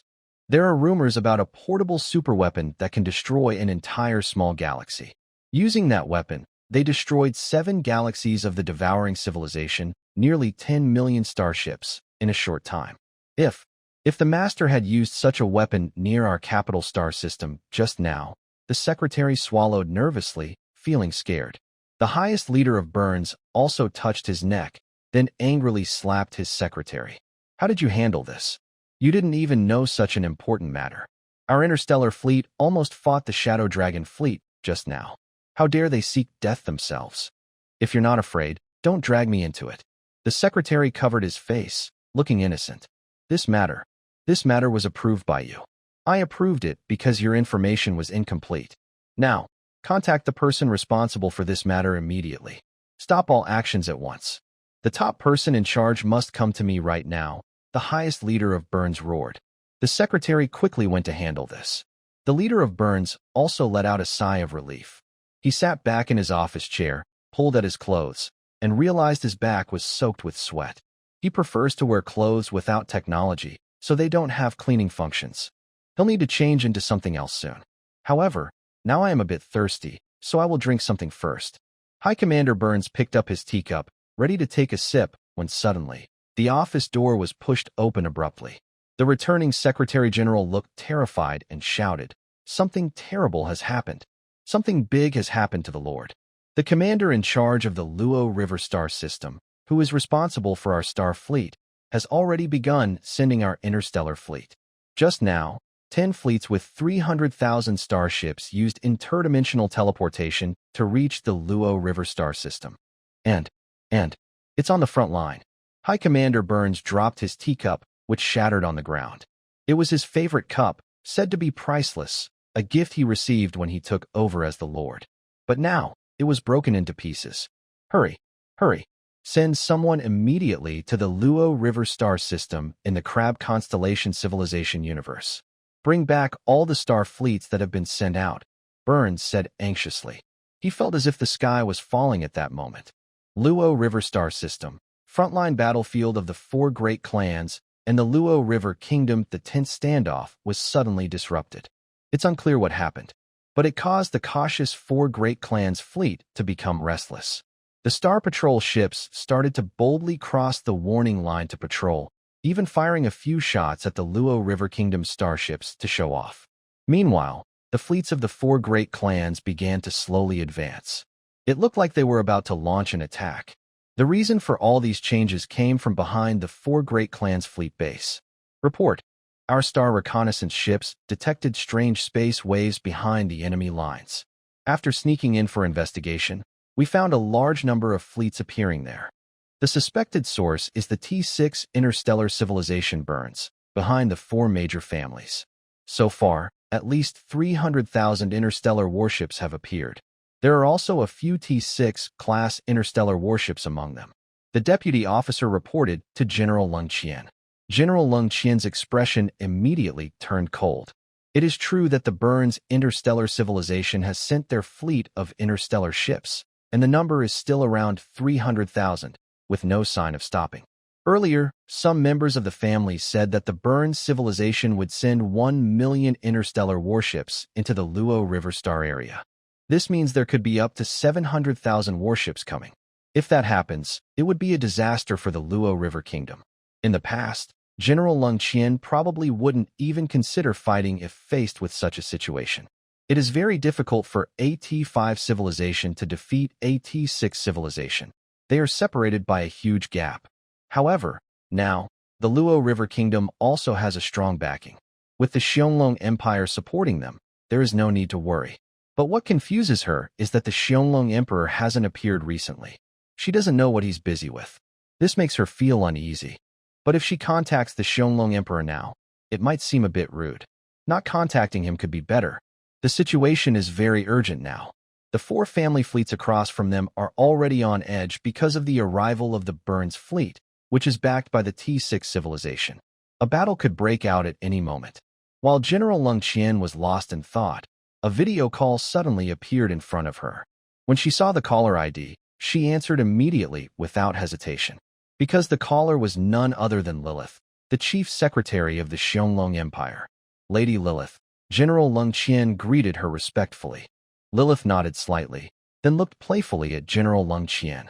General Lung Qian is quite calm. Enemy reinforcements from the T6 interstellar civilization have arrived. You still seem so relaxed here. It's not that I am not worried.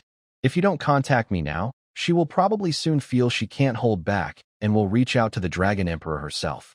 Since you've chosen to work with the Dragon Emperor, I naturally trust him and the Dragon Star Empire unconditionally, General Lung Qian said with a smile. Lilith smiled slightly, not caring whether her words were sincere or just polite. She said, "We already know that the T6 interstellar civilization has sent a fleet to the Luo River Star region. His Majesty the Emperor asked me to tell you not to worry.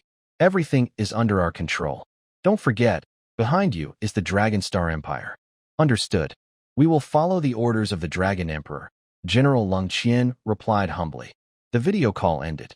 Lilith looked at Zhao Chen beside her. Your Majesty, you made a special trip to the Burns interstellar civilization universe. They actually sent a fleet to the Luo River Star region right after.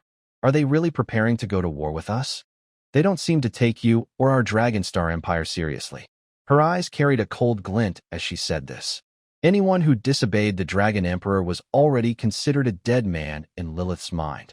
Zhao Chen thought for a moment and guessed, from my previous talks with the highest official of Burns, I feel his attitude wasn't fake. If it was fake, he would be acting too well. Maybe there's some misunderstanding here. No matter, let's wait and see. Let the situation develop a bit more. If that High Commander really says one thing and does another, we can teach him a small lesson then. Lilith silently nodded. Now, they would just wait and see what happens. Time slowly passed. The 10,000 starfighter ships from the Long Star fleet that had been transferred here were now ready for battle, prepared to respond to any sudden events. This included destroying some ungrateful starry armies. For the four families, this was almost like a festival. Seeing each fleet appear at the back of the battlefield, they all had wide smiles. It was as if they could already imagine that, under the leadership of the Burns Star Fleet, they would clean up the Luo River Kingdom, establish a strong interstellar federation in the Luo River star system, and then expand outward. The head of the Xie family warmly welcomed the distant Burns fleet, including the messenger who had already arrived. That messenger was Mr. Wee Eyes, a representative of the Burns interstellar civilization. Now, standing in front of a large window at a military spaceport, looking at the distant Burns fleet, he proudly said, "See that? That is our great Burns interstellar civilization's fleet. Look at those starships. Most of them are independently developed and built by us. They may not be the best, but among the T6 interstellar civilizations, they are quite famous. And in your less advanced universe, each one is a treasure." Of course. Those are creations of the T6 interstellar civilization, not something we can develop here. It's a great honor to see the Burns interstellar ships. Truly a once-in-a-lifetime experience. These starships appearing here mean that controlling the Luo River star system is just the beginning. Even conquering half of the Crab Nebula civilization's universe wouldn't be a problem. The three family heads also began to flatter him. Although Mr. Wee Eyes usually didn't like hearing such praise, at this moment, since they were complimenting his civilization, he wore a proud expression. "Mr. Wee Eyes, what is our next plan? Should we let the distant Legion fleet rest first, or attack the enemy immediately?" The head of the Burns family asked carefully. Mr. Wee Eyes sneered, "No need to rest. Once our million-strong army is assembled, we can attack the enemy. Those overconfident fools, the Burns Star Fleet will handle them easily. I will make them regret becoming enemies of our Burns civilization." Hearing Mr. Wee Eyes' words, the family heads were very pleased and began to flatter him. Next, they waited for the arrival of the other star fleets. They happily watched the Burns fleet grow from 300,000 to 500,000 ships, still increasing. But suddenly, among these fleets, a strange fleet appeared. This fleet had only 300 starships, but all their hulls were gold. It was clear that this fleet held a special position in the Burns civilization. While the family heads wondered about this, Mr. Wee Eyes suddenly looked surprised, with an incredible expression. "Burns Enforcement Fleet? Why are they here?" he muttered in shock. The Burns Enforcement Fleet is a military force directly under the highest ruler of the Burns civilization. They don't have many ships, but their combat power is strong. Most importantly, they are special. They can arrest anyone, whether officer or noble, without question. Because they obey the highest ruler of Burns, everything they do represents the will of the top leader. At this moment, a video call was received. Seeing the message, Mr. Wee Eyes was immediately startled. It was actually the Secretary General. He glared at the people around him and said, "Everyone be quiet." The clan leaders naturally didn't dare to speak and even looked away. At that moment, a video window opened, and the face of the Secretary General appeared on the screen, looking serious. Mr. Wee Eyes hadn't noticed anything unusual yet and respectfully saluted, saying, "Greetings, Your Excellency Secretary General. May I ask what brings you here today? Is it about the mission in the Luoha starfield, or do you have any instructions?" Hearing Mr. Wee Eyes' words, the Secretary General's eyes turned colder. "Send me your current location and wait where you are. Do not move from that spot," the Secretary General ordered, then immediately ended the call. This confused Mr. Wee Eyes, who didn't understand what was happening. He wondered what the Secretary General was up to, but he obediently sent his location and informed the clan leaders. Listen up, everyone. The highest Secretary General of the Burns Interstellar Civilization is coming. Don't underestimate this official position. The Secretary General is basically the second in command of the Burns civilization and the most trusted person of our top ruler. All major and minor matters are handled by this Secretary General. When the Secretary General arrives, be alert and respectful. At this moment, Mr. Wee Eyes still didn't know what he was about to face. When the Secretary General arrived, they couldn't just stand around waiting. They quickly moved to the docking area for the starship. Everyone stood quietly, like stone statues, eagerly awaiting the arrival of the distinguished guest. Finally, under their watch, they saw a fleet of starships slowly approaching from the distant starry universe through the large window on the side of the hangar. This fleet's starships were clearly not from the Loaha starfield. Looking at the emblems on these interstellar warships, I naturally recognized their origin. These are the ships from the Burns Interstellar Civilization's enforcement fleet. When the people saw the Burns enforcement fleet, although they hadn't interacted with them yet, everyone couldn't help but swallow nervously and feel tense. Mr. Wee Eyes was very proud as he stood there, pointing at his fleet and saying, "See that? That is our Burns Interstellar Civilization's warship. Look at those beautiful and mighty ships. The flagship is AT-6 class interstellar warship. It's a type of ship that your lower civilizations could never own in your lifetime. But now, because of your wise choices, you have the chance to embrace a higher civilization.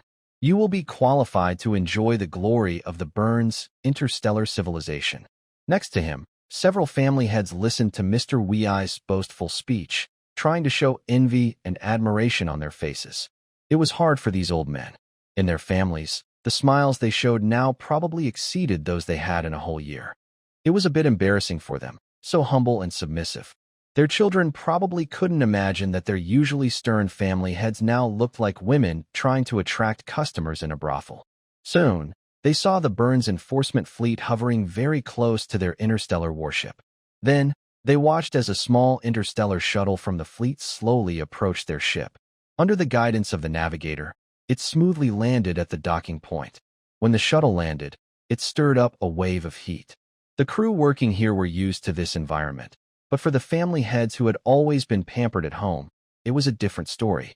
But having never experienced such suffering, everyone squinted their eyes, trying to endure the burning sensation on their skin.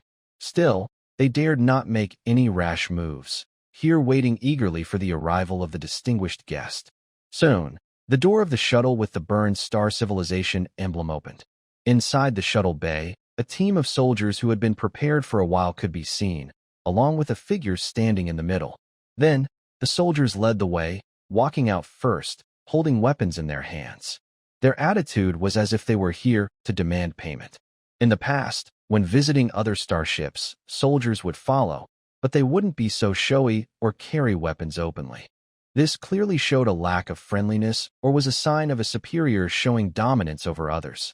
The leaders of these families naturally noticed this, but didn't dare to show any displeasure. They still kept smiling. After all, they knew their place. They were only a Tier 5-star civilization in the Loaha star domain. But in front of them was a representative of a Tier 6-star civilization. If they wanted to deal with them, it would be as simple as moving a finger. The Tier 6 starship still hovering outside was a powerful presence they could only dream of. Just one such starship could easily destroy their small fleet. And they could leave without a trace afterward. This shows the huge gap in strength. At this moment, a figure stepped down. It was the Chief Secretary of the Burns Star Civilization. "Greetings, Secretary General." Mr. Wazy immediately stepped forward to bow politely upon seeing this important person. Others might not understand how important this Secretary General is to the Burns Star Civilization, but he knew very well. Although he could show off in front of these family leaders, in front of the Secretary General, he was just a small subordinate. Just one word from him, and he might never see the sunlight again. Naturally, I needed to show a respectful attitude. Other family leaders saw this and immediately bowed in return. No matter who this Secretary General is, we cannot offend Mr. Wee Eyes or the envoy from the Burns Interstellar Civilization. Mr. Wee Eyes is so respectful to the envoy, so we must also be careful. "Greetings, Secretary General Burns," Mr. Wee Eyes said politely with a smile. But the Secretary General's face was very grim. He looked at Mr. Wee Eyes with anger inside. It was all because of this guy. He dared to do something so reckless. If there were no others around, he really wanted to tear this troublemaker apart right now. I am here on orders to arrest you and take you back to Burns, the Secretary General said in a low, serious voice. As he finished speaking, the soldiers behind him immediately understood and stepped forward without hesitation. They forcefully pushed Mr. Wee Eyes to the ground. Then they used restraining devices on Mr. Wee Eyes, binding his hands and feet. Everyone present was stunned by this scene. Something seemed off about this approach. Why was Mr. Wee Eyes being captured by the Secretary General from the Burns civilization? Shouldn't they have greeted each other peacefully first? After exchanging pleasantries and showing respect, they might have even hosted a banquet. If needed, they could have sent some beautiful women to entertain the Secretary General. None of this matched what they had expected. What's going on? Why am I being arrested? What did I do wrong? Mr. Wee Eyes was also shocked. He never imagined that the Secretary General would do something like this at this moment. What crime? Without the permission of the ruling officer, you mobilized the military and used force against others. You can expect to face a military court. The Secretary General scolded angrily at this darn troublemaker. If it weren't for following procedures, he would think that sending this guy to a military court is just a waste of time. What? Military court? Unauthorized troop movement? Secretary General, you must be mistaken. This time, I ordered the troop movement with the highest ruler's permission. Mr. Wazy, upon hearing this, did not get angry but started explaining. He believed there must be some misunderstanding. It must be so, because all my actions in the Luo River Star system were arranged by the higher-ups. Nonsense. Your arrest was ordered directly by the highest ruler. Are you trying to say that the highest ruler gave you the order, and now you've forgotten? Now I have reason to suspect you of illegal methods, forging the highest ruler's command, and secretly moving the military fleet. Someone, gag his mouth. Take him away and wait for further instructions. The Secretary General immediately ordered, not giving Wazy another chance to speak. He almost overlooked this point. Although the ruler had already discussed this man's crimes with a few others, to avoid further trouble, he couldn't let this guy talk nonsense. After taking him back, they might use some drugs to make him mute, or even turn him into a fool. While the Secretary General was pondering these things, the soldiers had already put a gag on Wazy's mouth, preventing him from speaking. Then, they forced him onto the shuttle. Ugugug, ugugug, ugugug. Wazy panicked, trying to explain, but his mouth was blocked, so he couldn't speak. He kept struggling on the ground, and just before being pushed onto the shuttle, he used his foot to hook the side, trying to prevent himself from being dragged inside. He had a feeling that once he got on that shuttle, he might never come back. However, he is now just a helpless pawn, with no chance to resist. A few soldiers quickly and harshly broke both of Wazy's legs. Ugh! Wazy wanted to scream in pain, sweat pouring down his forehead from the agony. But he was completely unable to free himself from the restraints.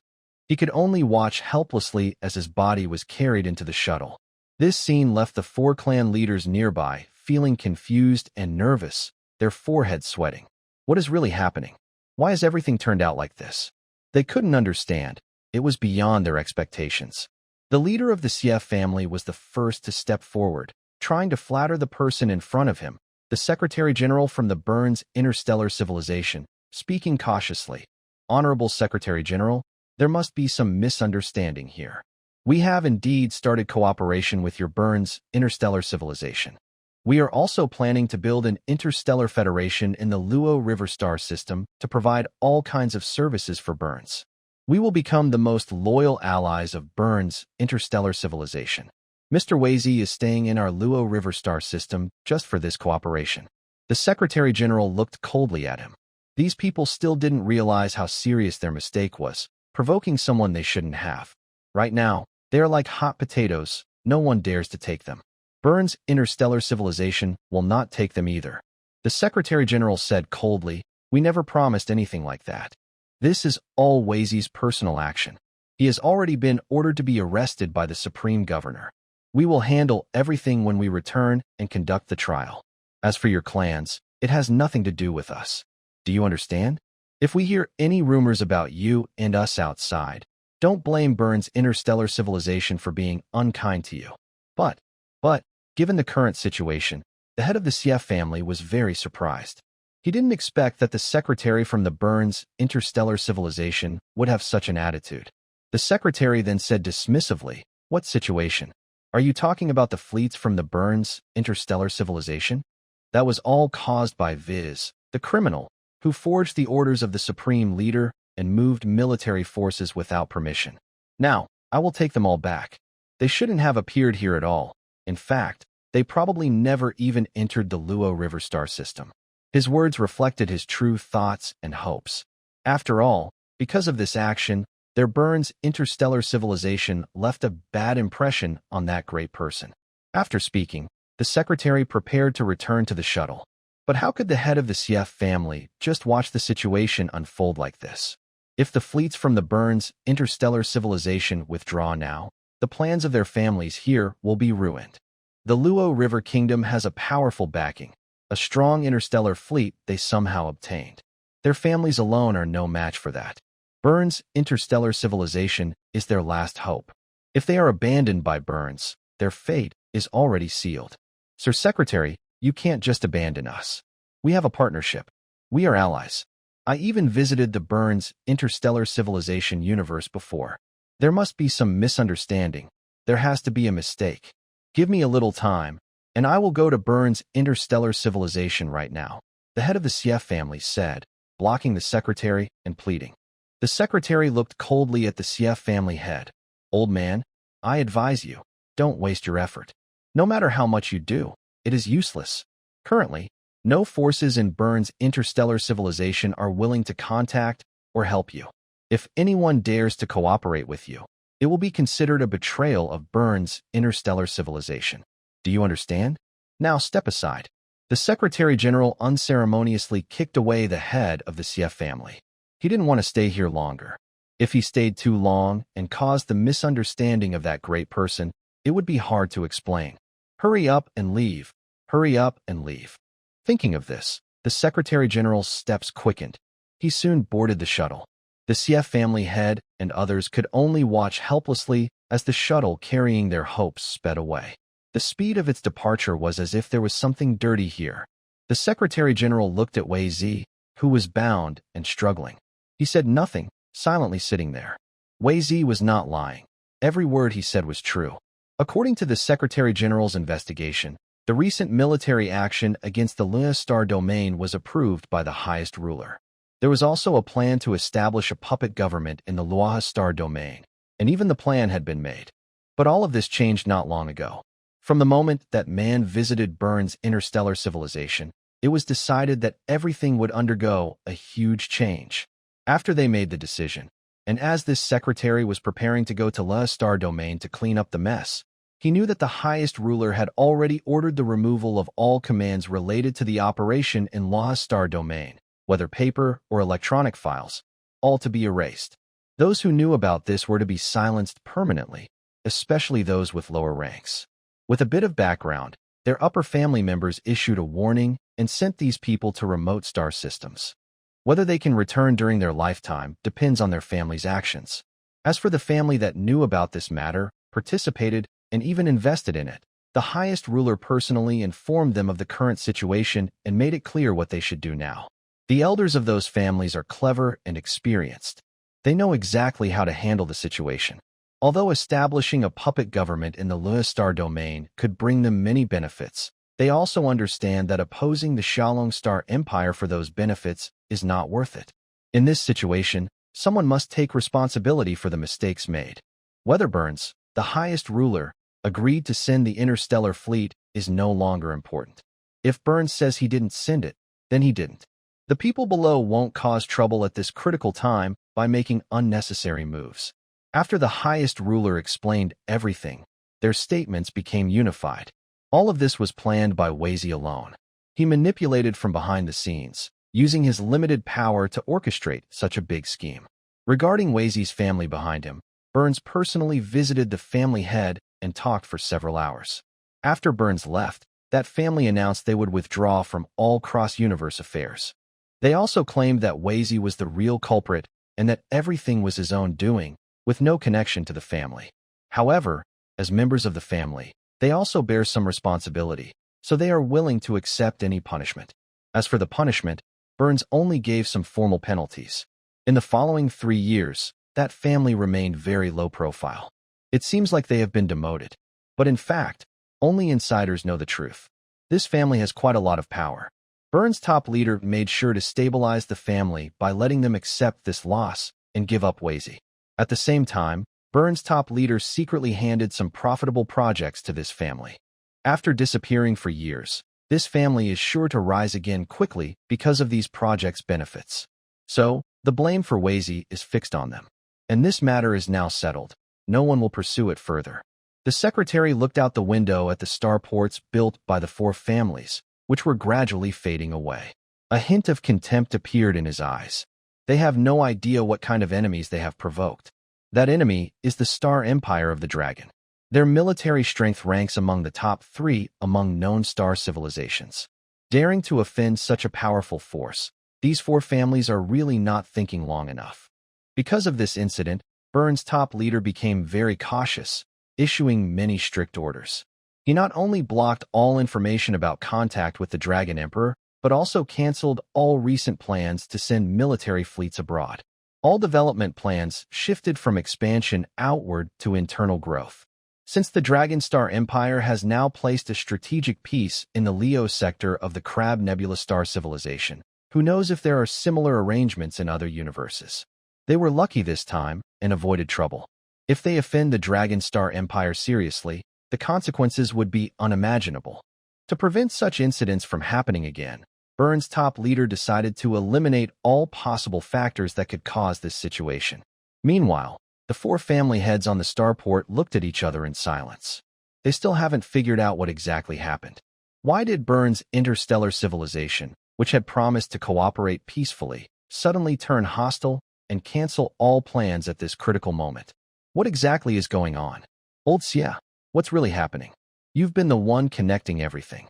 We've been working with you all along, and you promised that after establishing a new federation government, your Xia family would hold the majority share. Now, just when they are about to lose control, they force us to hold back? The clan leader of the Meng family asked Xia clan leader. Both sides' interstellar fleet ships are gathered here. On the opposite side, the Luo River Kingdom has also sent 10,000 starships as reinforcements. In contrast, our Burns interstellar fleet, which was supposed to be on our side, is now apparently leaving? Several clan leaders are questioning the Xia family leader. Xia clan leader is sweating on his forehead. He didn't expect this to happen either. It completely caught him off guard. He wiped his forehead and said, "Don't worry, everyone.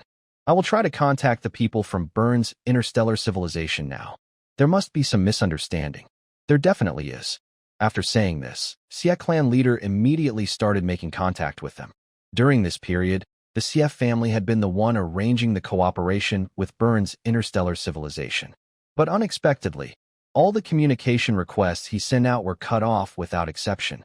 Moreover, he received a message that some people from Burns' interstellar civilization, who had been staying in their territory, suddenly left in a hurry on their starships. They didn't explain why they were leaving, and their expressions looked very grim. How could this happen? How could it be like this?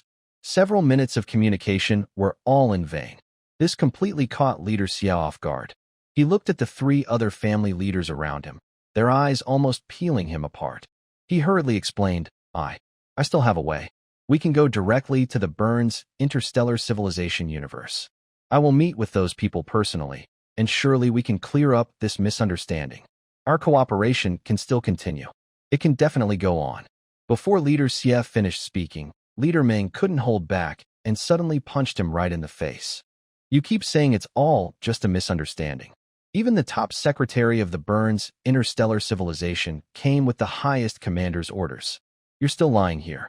All the Burns interstellar civilization people who were hosted on your territory have left.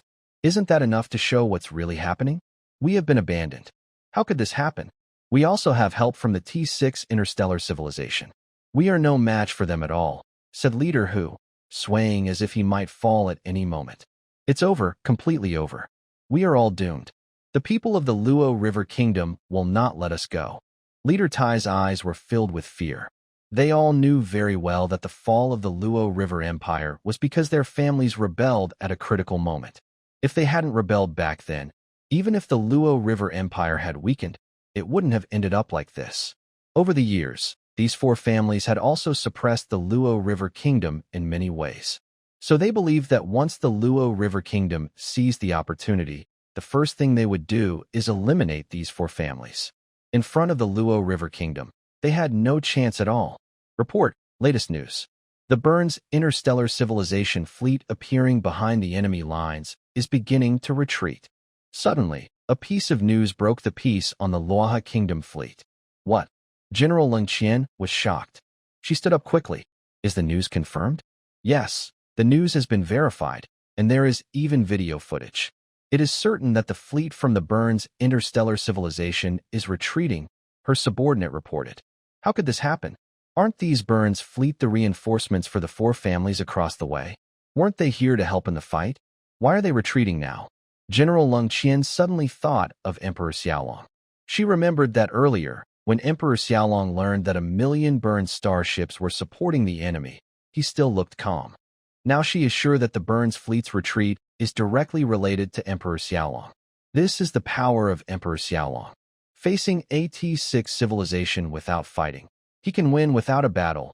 Her opinion of Emperor Xiaolong and the Xiaolong Star Empire rose even higher. Before, she only knew that the Xiaolong Star Empire was AT6 civilization with strong military power. But perhaps she didn't fully understand how powerful the Xiaolong Star Empire really was. The Burns civilization, also AT6 civilization, knew very well what kind of empire the Xiaolong Star Empire was. Fighting such a strong empire would be very unwise. So, this is why they are retreating without regard for face. At that moment, General Leng Qian received a message on her communication channel from the Dragon Emperor Starship Command. The message was simple. It said that in 10 minutes, according to the original plan, they would carry out a military operation against the enemy. This was a plan she had known about before. The combat plan is simple, a standard annihilation battle. At first, she thought this plan was nothing special. But when she learned that the Burns interstellar civilization would send 1,000,000 warships, she felt uncertain. Before, even if the enemy's 3 family fleets combined had 3,000,000 warships, she thought it was manageable. The Xiaolong Star Empire's 100,000 warships were enough to intimidate the enemy. Plus, with her own 500,000 warships, they could fight effectively. But when the enemy added 1,000,000 warships from the Burns civilization, it was a different story. She tried to contact the Xiaolong Emperor. The reply was that everything would proceed as planned, and they would be informed of any changes. Although worried, General Leng Qian knew her position and remained silent. Now, she understood that this was the Emperor's original plan. Everything was part of his calculation. She had overthought it. Realizing this, General Leng Qian's face lit up with excitement. She immediately issued orders for battle deployment. Send my orders. All fleets of the Luoha Kingdom, prepare for battle. Get ready to flank and attack the enemy's wings. Starship Bridge, Longwang Ship, Your Majesty. This is all a misunderstanding, a big misunderstanding. We didn't expect that Wizzy, the one who moved the Burns fleet into the Luoha Star region without permission, would actually take such action. If we hadn't discovered it in time, he could have caused a huge mistake. That's why I came here to stop him and capture him for military trial in the Burns interstellar civilization.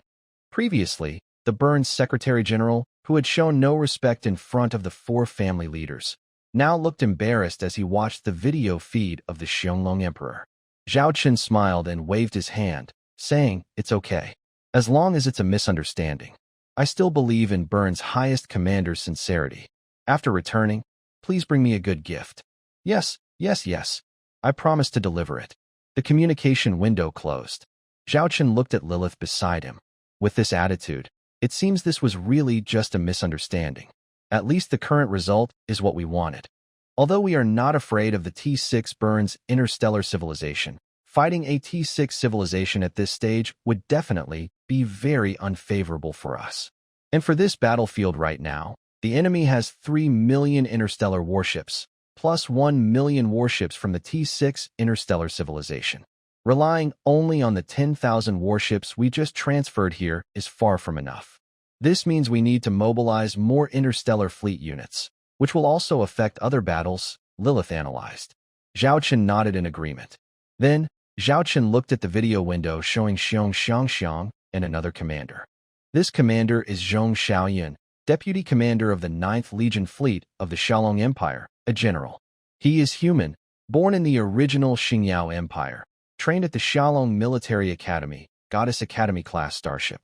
He is part of the Xiaolong military system and is considered a 4th-generation officer of the Xiaolong Interstellar Empire. Most of the 4th-generation officers of the Xiaolong Empire are from the official Xiaolong Military Academy system. Her sister is the deputy commander of the 4th Xiaolong Legion Fleet, led by Xue Xiaoxiao. The 10,000 ships Zhao Chen transferred are originally part of the Leo Constellation Fleet, which was assigned to operate in the Crab Constellation Interstellar Civilization universe. The commander responsible for these 10,000 warships is this General Zhong Xiaoyan. Next, we will follow our original plan. Xiong Xiangxiang and Zhong Xiaoyan. You two will be in charge of commanding the battle. Because the Dragon Emperor Starship Command ship is quite special, allowing it to join the battle might increase the risk of exposing our Shadow Dragon. Therefore, we should avoid using the Dragon Emperor Starship Command ship if possible. Our goal is to end this fight as quickly as possible and to cause the greatest damage to the enemy with the most aggressive supplies within the shortest time. Although we do not expect you to completely wipe out the enemy, this is a crucial moment to help the Luo River Kingdom gain control over the Luo River Starfield. A good performance in this battle can play a very important role and greatly save time for the Luo River Kingdom in the future. Zhao Chen looked at the two commanders. Understood, Xiong Xiangxiang and Zhong Xiaoyan said in unison. Then I entrust the command to you. I will only observe the results. Zhao Chen waved his hand. At this moment, Xiong Xiangxiang and Zhong Xiaoyan took over the battlefield command.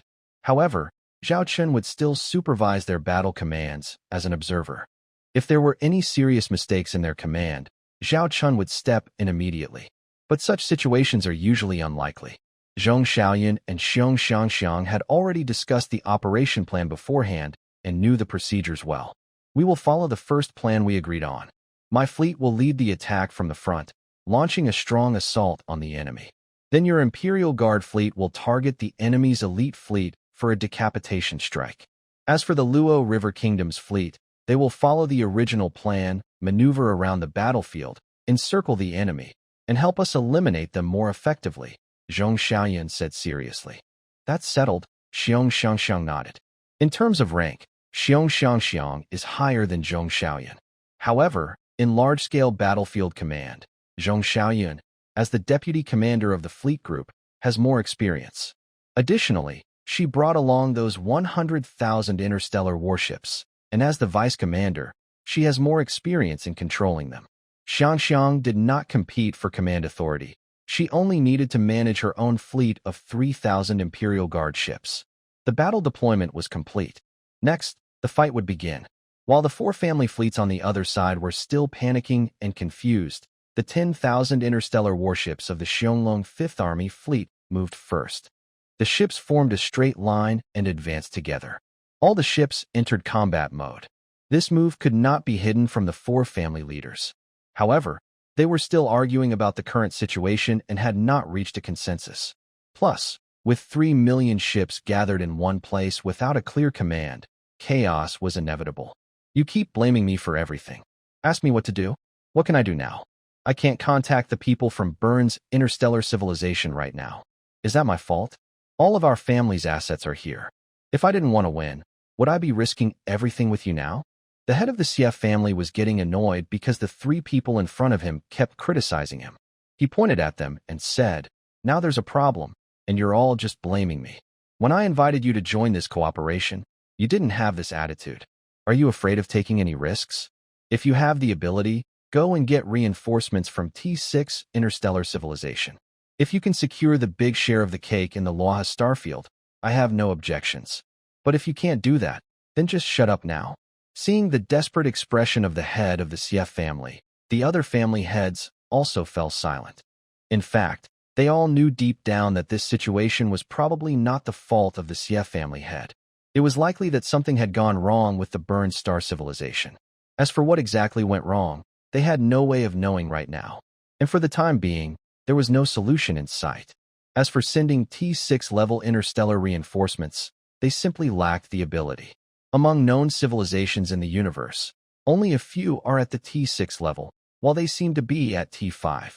But they should know that the number of T5 civilizations is hundreds of times greater than T6 civilizations. So, they are not even in the same league. That's why, when they see a T6 civilization, they act like loyal dogs. The gap between them is just too huge. So what do we do now? We don't want to fight, but everyone has reached this point. We can't just let things fall apart now, the head of the Mon family said unhappily. Just as everyone was about to discuss their next move, all four family heads received messages from their own people at almost the same time. Report to the family head. The Luo River Kingdom has taken action. Report, the enemy's 10,000 starships have launched a frontal attack. Bad news, family head. The enemy's fleet will be within firing range in 5 minutes. Family head, latest news. The enemy has started military action. Their starship attack speed is fast. What should we do next? The Luo River Kingdom has attacked? When they heard this news, all four family heads were stunned. They hadn't expected the Luo River Kingdom to be the first to launch an attack. This put them on a cliff, forcing them to make a decision in the shortest possible time. Those guys from the Luo River Kingdom are really underestimating us. Although they have the support of a T6 interstellar civilization behind them, there are only 100,000 interstellar warships on their side. We, on the other hand, have at least 3 million warships. The head of the Meng family looked angry. The head of the Hu family, however, was a bit worried and said, but the enemy is a T6 interstellar civilization. Although they only have 100,000 ships, don't forget, the 3,000 interstellar warships they previously sent could threaten our fleet of 300,000 ships. Now, with 10,000 ships facing our 3 million, the difference in strength is even greater than when 3,000 ships fought against 30,000 ships before. That's not quite right. My people observe that those 3,000 ships are of a higher quality than the current 10,000 ships. Those 3,000 ships are probably elite forces sent by the T6 civilization, while these 10,000 are regular fleet units. Their combat power is naturally not on the same level, said Tai family head seriously. At this moment, the leader of the Xie family, who had been leading from the front, firmly said, "We actually have no other choice now.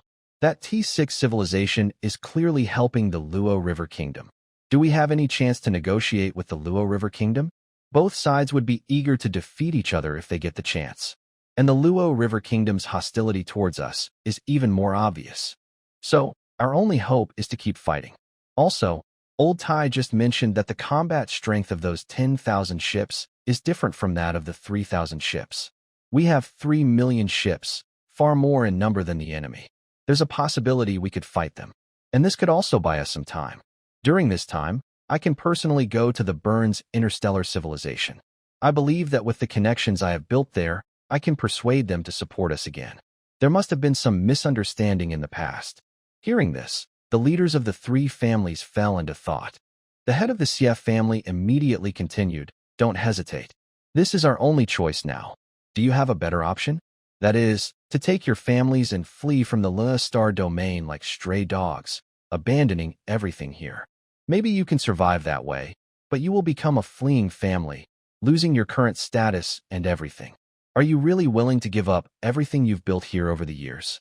Hearing the words of the Xie family head, the three family leaders naturally looked unwilling. Their families, from betraying the La Empire years ago to now, have built their current empire and gained their status. How could they be willing to give up everything here?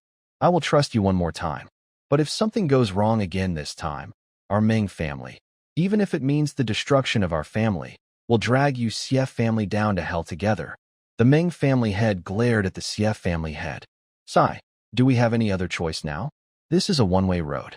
Since our families betrayed the Loha Empire, it was already a destined path," sighed the Hu family head, wondering if he regrets the betrayal his family committed against the Loha Empire. "Then stop talking nonsense. Let's get to work.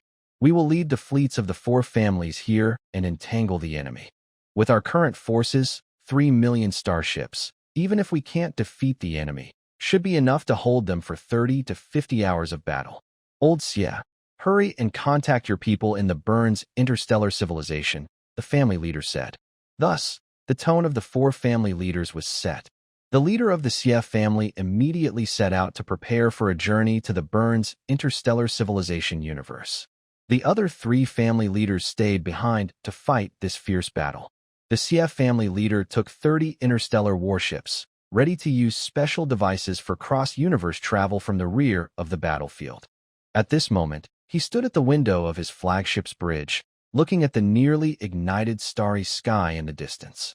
His eyes were full of fear. What did he see? He saw a fleet of the T6 Interstellar Civilization Space Army, which launched the attack first using large-scale star cannons and missile ships. The once dark starry sky was now lit up by star cannons and missiles. It looked like a meteor shower falling on the combined forces of the four family armies. The scene was very shocking and spectacular. At this moment, the Xie family leader understood more clearly the military strength of the T6 Interstellar Civilization. He swallowed hard and made a secret decision.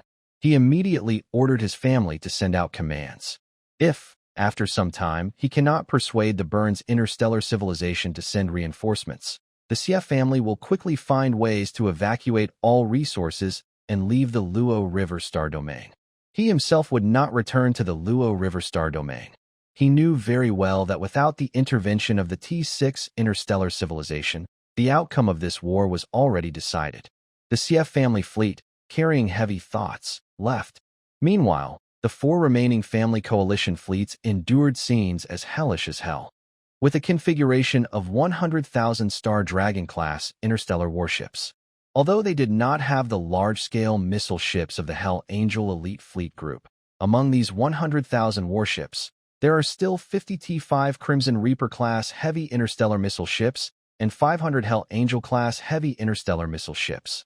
Additionally, there is one T6 Holy Blood Hell Angel-class heavy interstellar strategic missile ship. In terms of interstellar heavy artillery ships, there are also 100 T5 Sin of Evil-class heavy interstellar artillery ships and 3,000 T4 Medusa-class heavy interstellar artillery ships. With such powerful and terrifying long-range firepower, the first wave of attack nearly caused the frontline defenses of four family fleet groups to collapse immediately. This resulted in heavy losses of starships in space. As a result, the frontal assault of the Xiongling Legion fleet was very effective. Led by nearly 50 T6 Thunder Lord-class heavy interstellar destroyers, the remaining T5 and T4 starships rushed forward in a frenzy. There were also countless interstellar drone swarms and starfighter support in the air. From the start, the enemy family fleet was completely overwhelmed and unable to resist. Although they had numerical superiority, the enemy's attack was too terrifying, and since they were four family fleet groups, it was very difficult to organize an effective defense system. Whenever a defensive position was about to form, Emperor Xiangxiang's Imperial Guard fleet would appear, showing even more unmatched terrifying combat power. With so many T6 starships, there was almost no defense or firepower network they couldn't break through. This made the frontline advance very smooth, like a lawnmower cutting through the enemy, harvesting starships from the four family fleet groups in large groups. The 300,000 starships of the Loa Kingdom also took action, but mostly flanked from the sides. However, because of the quick and powerful attack of the Xiongling Legion fleet, an interesting scene appeared. The flanking and encircling Loa Kingdom fleet actually advanced slower than the frontal charge of the Xiongling Legion fleet. This scene made General Leng Qian feel helpless. Is it because of their kingdom's fleet? As a commander, she knew this was almost the best their fleet could do. To put it simply, it's not that they aren't trying, but their allies are too strong. The battle in the Loaha star system started suddenly, was very abrupt in the middle, and ended quickly. From the start of the fight until the four major family clans' fleets were defeated, it took less than 10 hours. In that short time, the four family fleets lost over 1 million starships. Remember, these fleets originally had about 3 million starships gathered here. In just over 10 hours, they destroyed more than 1 million starships. Cleaning up the remaining ships is just a matter of time. Compared to that, the four family fleets only destroyed fewer than 50,000 enemy ships. Over 90% of those destroyed were from the Luoha Kingdom's fleet. At first, the fleet under General Leng Qian's command was doing okay while surrounding the enemy. But when the four family fleets started to fear the unknown T6 star civilization fleet, things changed. Inside the four family fleets, disagreements began to appear. Even within a single family fleet, some members argued. Many believed that continuing to fight would only waste their starships. The current loss ratio of 50-1 was something they had never seen in their military history. It was a complete and overwhelming defeat. They knew very well that they alone could not defeat this unknown T6 star civilization fleet. At first, it was just arguments. But after facing the tough attitude from above and witnessing many brutal scenes of enemy fleets, some soldiers started to lose hope. Finally, someone's inner world collapsed. They became afraid of interstellar battles, avoided fighting, and eventually, a small fleet began to retreat and break through. Starting from a small fleet, then a larger troop fleet, and later even hundreds of thousands of starships, they all began to fall back and flee. At this time, the fleet led by General Leng Qian from the Luoha Kingdom, which was responsible for flanking and encircling, naturally faced great pressure. This caused some damage to their ships, even more than the damage suffered by the Dragon Shadow Legion on the main battlefield. General Leng Qian felt ashamed about this. Honestly, many of the enemy's retreating fleets were defeated, from the initial tens of thousands to hundreds of thousands of ships. This number almost exceeded the total starships of the Luoha Legion led by General Leng Qian. So, stopping them was quite difficult.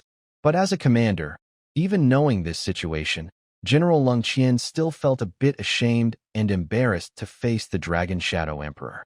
Their legion fought on the front lines, taking on the toughest battles. Meanwhile, they couldn't even complete the flanking and encircling missions. This made General Leng Qian scold his subordinates a lot, feeling ashamed and embarrassed. As the four major family legion fleets started to fall apart, Zhao Chun ordered the pursuit, aiming to destroy as many enemies as possible and to make the attack grand and impressive. This was part of Zhao Chun's plan to establish the Luoha Kingdom. Only by fighting beautifully could they lay a good foundation for the future rise of the Luoha Kingdom. Half a month later, in the Luoha Star Domain.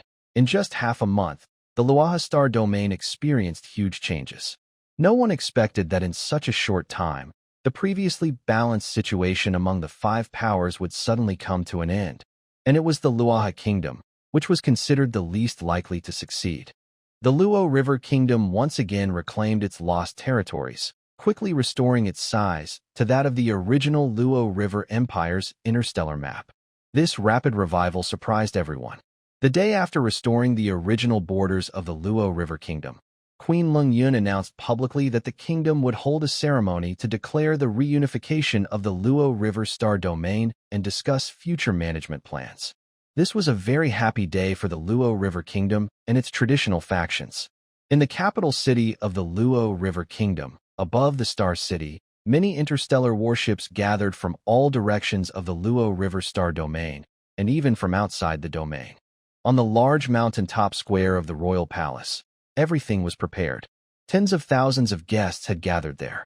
As the sound of celebratory cannons rang out, Queen Leng Yun stepped out of the palace and stood at the highest point at the front of the Luo River Square, where everyone could see her confident and heroic figure. Next to her were two people. They were the kingdom's two grand marshals. Originally, there should have been three marshals, but it was well known that one had betrayed the kingdom before the recent upheaval in the Luo River Star Domain. Now, only these two remained. One was the old Grand Marshal of the kingdom, and the other was the popular Marshal Leng Qian. All eyes focused on these three figures. As the cannons fired, a beautiful melody from a distant band began to play. At this moment, holographic projections appeared on all major planets within the Luo River Star Domain, showing the scene at the Royal City Square. Billions of citizens watched the scene. Queen Leng Yun swept her gaze over the tens of thousands of people in the square. She slowly spoke, her voice amplified so it could be heard across the square, the capital city, and the entire Luo River Star Domain. I, Queen Leng Qian of the Luo River Kingdom.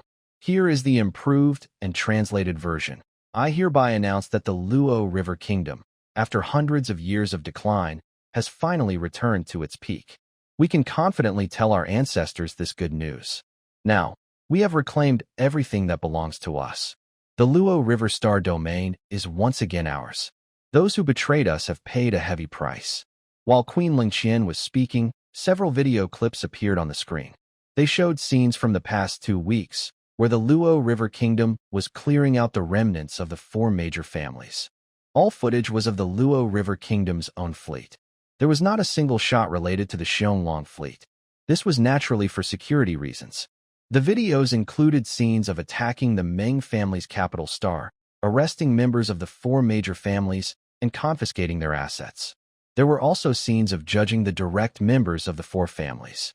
One clip even showed the head of the Hu family hanging himself, and the head of the Tai family being sentenced for treason by the military court of the Luo River Kingdom and executed publicly.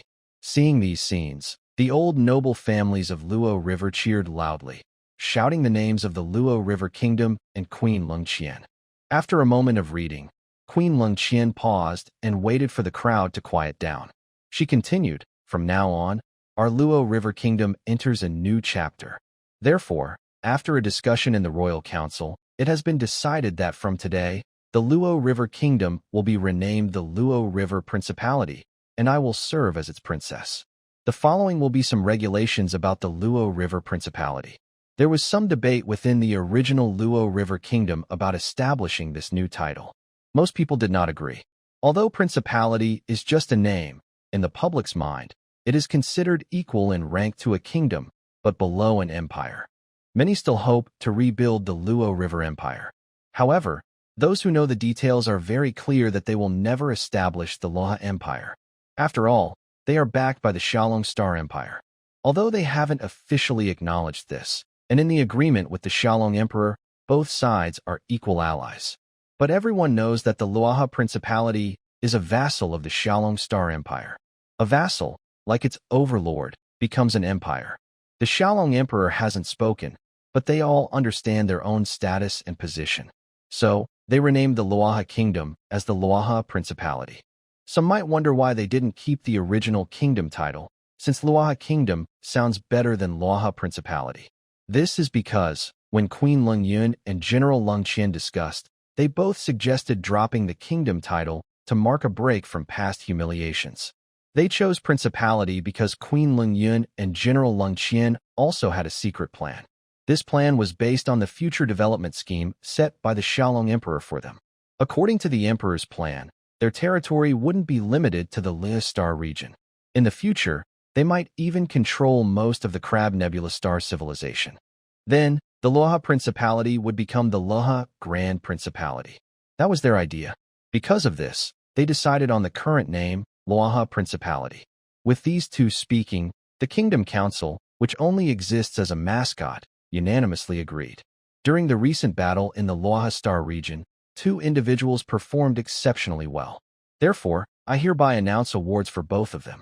First is Marshal Zhou Xiong. Marshal Zhou dedicated his life to the revival of the Luoha Principality. Before this, he led our Luoha Kingdom First Army fleet in border battles against several rebel families for many years, often narrowly winning. He is a great hero of our Luoha Principality. I declare that Zhou Xiong, the old marshal, is granted the title of Honorary Marshal of the Duchy and Hereditary Outside Noble Prince. Marshal Zhou Xiong slightly bows and thanks the Queen. "Thank you, Your Majesty, for the reward." Additionally, General Lingqian played a very important role in the recent battle of the Luo River Starfield. She led the fleet to defeat and reclaim the territories of 4 rebel families. I hereby declare that General Lingqian is granted the title of Honorary Marshal of the Duchy and the highest commander of the entire army of the Duchy. Without my orders, she can command the entire Luo River military forces. "Thank you, Your Majesty." General Lingqian also steps forward to show her gratitude. It seems that the rewards for both are quite equal. But clear-eyed people can see that the reward for Marshal Zhou Xiong is mostly an honorific title. Although there are only 2 honorary marshals in the Luo River Duchy, only Lingqian and him. This is just a title without real power. The only useful thing is the Hereditary Outside Noble Prince title. This is currently the only outside noble prince in the Luo River Duchy. It provides Zhou Xiong with a guarantee. From now on, the Zhou family will be the second largest family power in the duchy after the royal family. As long as they do not overstep, the Zhou family will enjoy prosperity forever. This is a promise from Queen Luo River to Marshal Zhou Xiong. The reward for General Leng Qian is very real. She holds the title of the highest commander of the entire duchy's military and has the authority to command the entire army without the queen's orders. She is truly above thousands of soldiers in the Luo River Duchy. This is a genuine reward. The other titles and rewards are mostly mentioned briefly or handed over to lower departments for distribution. At this moment, outside the capital star, in an open area, the Dragon Emperor starship is hovering. Zhao Chen sits in the captain's chair, holding a chicken leg, watching the transmission screen of the Luo River Duchy. Compared to the previous one-month plan, we finished the task of reclaiming the Luo River Star domain a week early. Zhao Chen looked at Lilith, who was also enjoying her meal. Lilith said, "These two people have been very efficient lately. One is good at writing, the other at fighting. They are working together well." Meanwhile, General Leng Qian led the fleet, supported by us. After the big battle earlier, they split into 4 groups and took down the strongholds of the 4 main families. The remaining members of the 4 families are easy to handle now. Although some members escaped from the Luo River Star domain during this time, it doesn't matter much. At the same time, Queen Leng Yun was not idle. She announced that noble families under the 4 main families' control could now choose to join the Luo River Principality. As for past issues, as long as they weren't very serious, the Luo River royal family wouldn't pursue them. Those who performed well might be given new roles after establishing a new order. This caused many families to switch sides and support the Luo River royal family. These families played a key role in restoring peace and order in the star domain afterward. Even though a recent battle just ended, the Luo River star domain is unlikely to fall into chaos.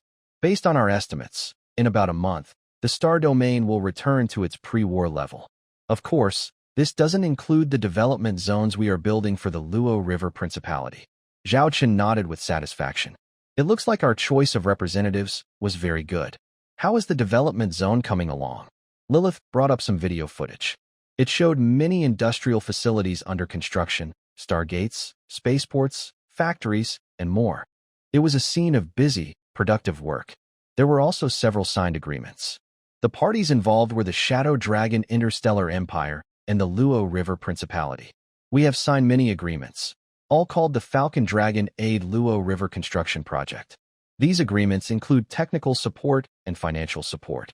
Of course, the funds are loans that will be repaid in the future through various equivalent methods. The projects we invest in and build are basically the ones we agreed upon. We also provide them with our trade-type Falcon Dragon interstellar warships. The first phase of construction is expected to take about 2 months.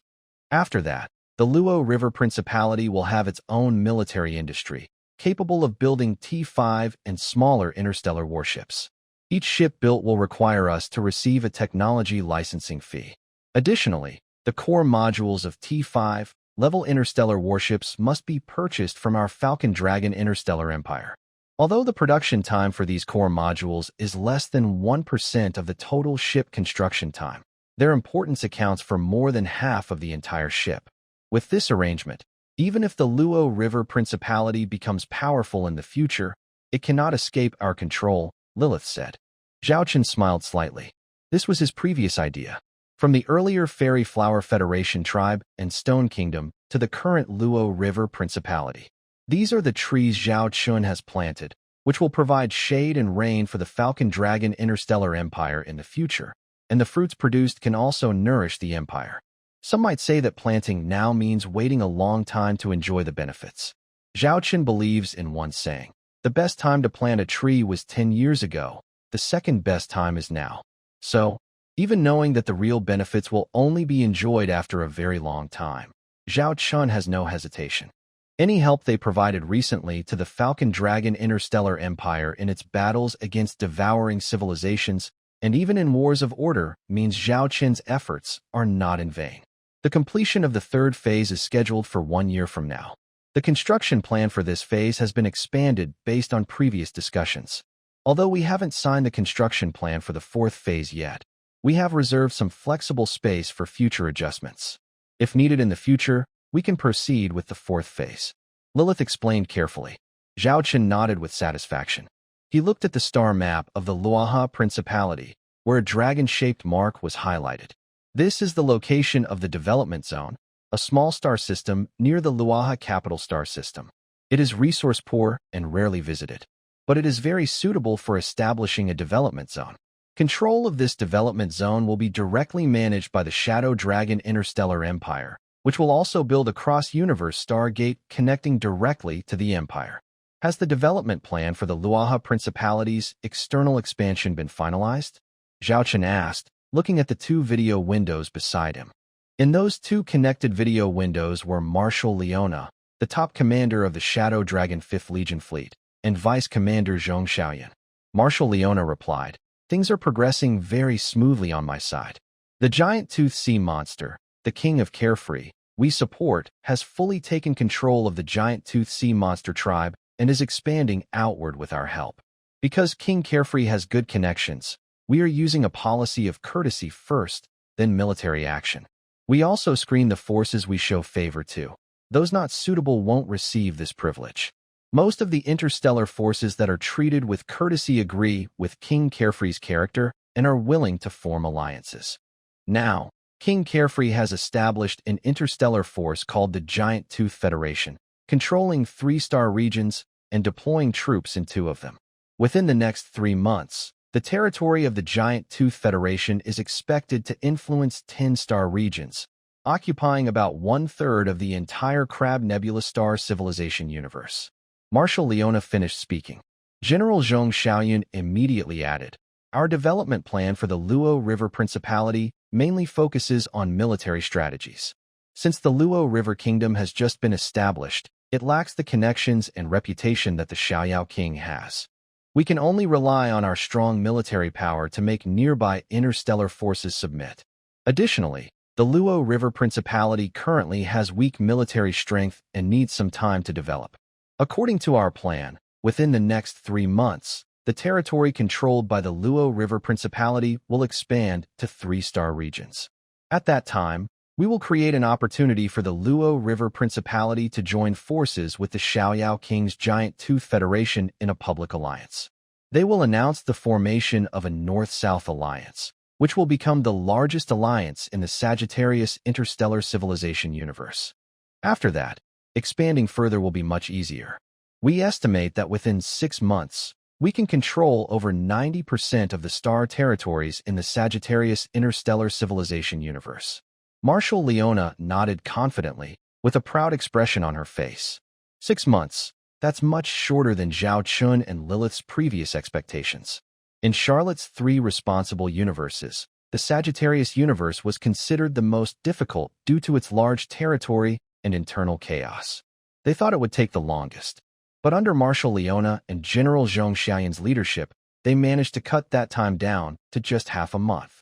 That's truly impressive. Afterward, I will leave to inspect other universes. The affairs of the Sagittarius universe will be fully entrusted to you too. If anything happens, make your own decisions. If you need support, find a way to contact the Shalom Star Empire. As long as we receive a request for help, we will provide assistance as quickly as possible, Zhao Chen said. Yes, General Zhong Xiaoyan replied. Marshal Leona confidently raised her head and said, "Rest assured, Your Majesty. In 6 months, I promise you that. Even if you want the entire Crab Star interstellar civilization to fly our Shadow Dragon Empire's flag, that's no problem." Seeing Marshal Leona's confident look, Zhao Chen couldn't help but smile and say, "All right, I'll wait for your good news." After a brief discussion, Zhao Chun received a communication request from the capital star of the Luo River Principality. It was obviously from the Queen of Luo River. Previously, Queen Lungyun had warmly invited the Shadow Dragon Emperor to attend the upcoming banquet, but Zhao Chun declined. Since he was currently choosing to stay low-key and not make a public appearance, there was no need for him to attend this event. If he went, the 2 people who knew his identity might feel uncomfortable. It's better to stay here and not disturb their celebration. Put it through, Zhao Chen thought and said. The video window opened. On the other side, the scene was inside a room, with two people appearing in the video window, Queen Lung Yun and Marshal Lung Qian. Congratulations, Zhao Chun said with a smile. Greetings, Your Majesty the Emperor. They both respectfully saluted. Zhao Chen nodded slightly. These two were very smart and knew how to behave. They weren't arrogant or overconfident and clearly understood how they had achieved all this. Although I didn't attend your banquet, I still want to congratulate you on re-establishing the Luo River Principality. I believe that soon, your Shadow Dragon Principality will become stronger and stronger, Zhao Chen said with a smile. We will never forget the help the Shadow Dragon Interstellar Empire and Your Majesty provided when we needed it most. Our Luo River Principality will always be your most loyal ally, Queen Lung Yun said confidently. Zhao Chen nodded slightly and didn't say much more. Such promises are easy to make. What matters most is what they do afterward. Anyway, Zhao Chen didn't mind. If this agent wasn't suitable, he could just replace them later. Regarding the future development and plans of the Luoha Kingdom, I believe Secretary Lily and Major General Zhong Xiaoyan have already sent you the relevant documents. After this, I will leave. Major General Zhong Xiaoyan will handle all matters here on my behalf. She will assist you in carrying out these plans, Zhao Chen said. Queen Lung Yun and Marshal Lung Qianyuan were surprised to hear that the Dragon Emperor was leaving, but at the same time, they felt a bit relieved. Their emotions were complicated. From a personal point of view, they naturally hoped that this great Dragon Emperor could stay a little longer. The Dragon Emperor is very charismatic, but from their position, having someone like the Dragon Emperor, who stands at the top of the pyramid, stay in the Luoha Kingdom for too long would put a lot of pressure on them. They knew that the Luoha Kingdom was now aligned with the Dragon Star Empire, but if the Dragon Emperor stayed here for a long time, it would mean tighter control over them. This was something they did not want to see. Everyone naturally hopes to be a bit more free. Please rest assured, Your Majesty. We will cooperate with Major General Zhong Xiaoyan to quickly implement the development plans. We will definitely not hold back the Dragon Legion fleet, Queen Lung Yun assured. Marshal Lung Qianyuan said seriously, Our Luoha Kingdom always welcomes the Dragon Emperor's presence, whether now or in the future.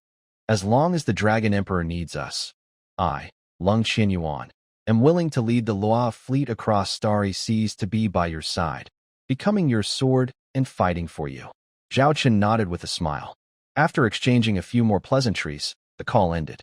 Zhao Chen then began preparing for his next mission to explore another universe. He took one last look at this interstellar civilization in the Crab constellation in the Luoha Kingdom. When he returns in the future, he will probably see a completely different scene here. At the end of the year 3039 in the Galaxy Star calendar, this marks the third anniversary of the establishment of the Howling Dragon Interstellar Empire. It is also nearly 5 months since the first battle between the Howling Dragon Empire and the Devouring Civilization ended. During these 5 months, the Howling Dragon Empire has had a valuable time to rest and recover. Originally, Zhao Chun and others thought this break would only last about 3 months, but it unexpectedly extended to 5 months, and the Devouring Civilization did not take any action. Meanwhile, the secret sentry set up by the Holy Spirit Empire reported that the Devouring Civilization was only busy rebuilding their fleet and had not made any moves. This made Zhao Chun and others even more confused. Logically, with their strong industrial base, the Devouring Civilization could quickly rebuild their lost starships from the first battle within a short time. 3 months would be enough to recover half of their fleet. This would be enough for them to launch a second attack against the Howling Dragon Empire. Everyone could see that the Howling Dragon Empire was growing very fast, much faster than they could delay. Even a war machine like the Devouring Civilization could not keep up with the growth of the Howling Dragon Empire if they delayed too long. Although they were suspicious, the clues and intelligence they had did not reveal what the Devouring Civilization was hiding. They could only stay calm and prepare for any possible situation. During these 5 months, nearly half a year, the Howling Dragon Empire developed rapidly both internally and externally. This was thanks to the 2 development strategies Zhao Chun and others had planned: internal circulation and external circulation. Walking on 2 legs was much faster than relying on just one, and the results were clear. The Federation of the Fairy Flower Tribe and the Stone Kingdom all fell under Zhao Qin's control. The interstellar civilization of Cancer is very stable. The Mohadi's Interstellar Empire and the Fire Pattern Interstellar Alliance are progressing steadily under Charlotte's leadership. Coincidentally, it is now the third anniversary of the establishment of the Xiaolong Interstellar Empire, and Zhao Qin is about to announce some important matters. He decided to combine all these events into one scheduled time. To prepare, Zhao Qin specifically recalled high-level officials from various star systems, including Charlotte and Leona. He even secretly invited several leaders from alliance forces, such as the White Orchid Interstellar Trade Group, which now holds a dominant position within the Flower Fairy Federation, represented by the two prominent figures, Flower Bud Lon Lon and Flower Bud Nini. He also invited messengers from the Stone Kingdom, the Queen of the Luo River Principality, and the Grand Marshal, among others. Since these people currently do not have public alliances with the Xiaolong Interstellar Empire, they used false identities when invited and would not appear at any public events to keep their identities secret. They also avoided participating in any public banquets. However, Zhao Qin did not neglect them. He arranged for staff to take these guests on tours within the Xiaolong star system, allowing them to experience the strength of the empire firsthand. This approach helps deepen their impression of the Xiaolong Interstellar Empire. Later, he planned to hold a private reception banquet for them to discuss related matters. Lily has already provided Zhao Qin with a detailed schedule, neatly organizing the year's end plans for the Xiaolong Emperor. That many events? Zhao Qin looked at the schedule, which was almost as tall as himself, and said with some frustration. Beside him, 3 children were playing happily. After more than half a year, the children had grown quite a bit and could stand and play on their own. Zhao Qin rarely had time to accompany them. He felt a deep sense of guilt towards these children. He not only cannot spend a long time with them, but because of his orders, they haven't seen their mother for nearly half a year. Can we make the schedule tighter? Can we free up more time to be with the children? Zhao Qin said sincerely, holding Lily's waist. The kids are watching, don't touch or move around. Lily glared at Zhao Qin. In private, Lily's respect for the Dragon Emperor lessened, replaced more by feelings between spouses. The longer the time, the stronger their bond became. Don't you also want to spend more time with the children? Zhao Qin teased Lily. Lily was momentarily speechless. Claiming she didn't want to spend more time with them would be false. All 3 children are at innocent, playful ages. Being with them is naturally the best thing. But now, at this moment, Lily took a deep breath and said firmly, I have already scheduled time each month to be with the children. Charlotte will be back soon, and she hasn't seen the kids for nearly half a year. In the coming days, Charlotte can spend more time with them. We still have our work to do. Zhao Qin covered his head, looking annoyed. If that guy, Order, appeared in front of him now, Zhao Qin would definitely make him understand what a different kind of beauty is. It's all because of that darn existence, ruining his happy life and delaying his retirement plans indefinitely. Darn it. At this moment, Zhao Baier, his eldest daughter, came over. She tugged at Zhao Qin's sleeve with her small, childish hand and said sweetly, Dad, you go do your work. It's okay. Baier will take care of her brothers and sisters. Mom said that Dad is very busy with important things to do. Once those things are finished, Dad can rest and spend time with us. We do not regret burdening Dad and Mom. Dad and Mom, even if you need to do what you must. Zhao Qin looked at the young girl in surprise and spoke in a childish voice. He found it hard to believe. He knelt down and looked directly at his eldest daughter. Although she was trying to hide her feelings, Zhao Qin still saw the sadness in her eyes. Baier, who taught you these words? Zhao Qin asked. He knew his children were smart, but some things they wouldn't understand without being told. Baier, in a soft voice, continued, Mom told me some things before. She said she wants to do something very important for Dad, and in the next few months, she might not be able to stay with us. She said I am the oldest child and need to take care of my younger brothers and sisters. Mom said that now you are busy, and it's for the future, so you can always stay with us. So, my brothers and I are willing to wait at home for Dad, Mom, and Godmother to come back. We will be good and obedient, and we won't make the aunts angry. Seeing such a young girl being so mature, Zhao Qin's heart felt like it was pierced by many needles. He was not a responsible father, not even a responsible husband. He didn't even spend the basic time with his children. Zhao Chen stepped forward and hugged Bayer tightly. Zhao Hu and Zhao Lily, who were nearby, didn't understand what was happening but still reached out their arms, seeking a hug from their father. All right, it's time to do what we must. Lily, the fairy, patted Zhao Chen's shoulder. She also found it hard to do this, but it was unavoidable. This was something they had to face now. Zhao Chen looked at the three children. Bayer was holding one of her siblings, smiling happily at Zhao Chen, but her small eyes showed complex feelings. Zhao Chen took a deep breath and turned to leave. Seeing Zhao Chen leave, his young daughter, Zhao Lily, instinctively reached out her hand, wanting to grab her father. "Dad! Dad!" she called out in a childish voice.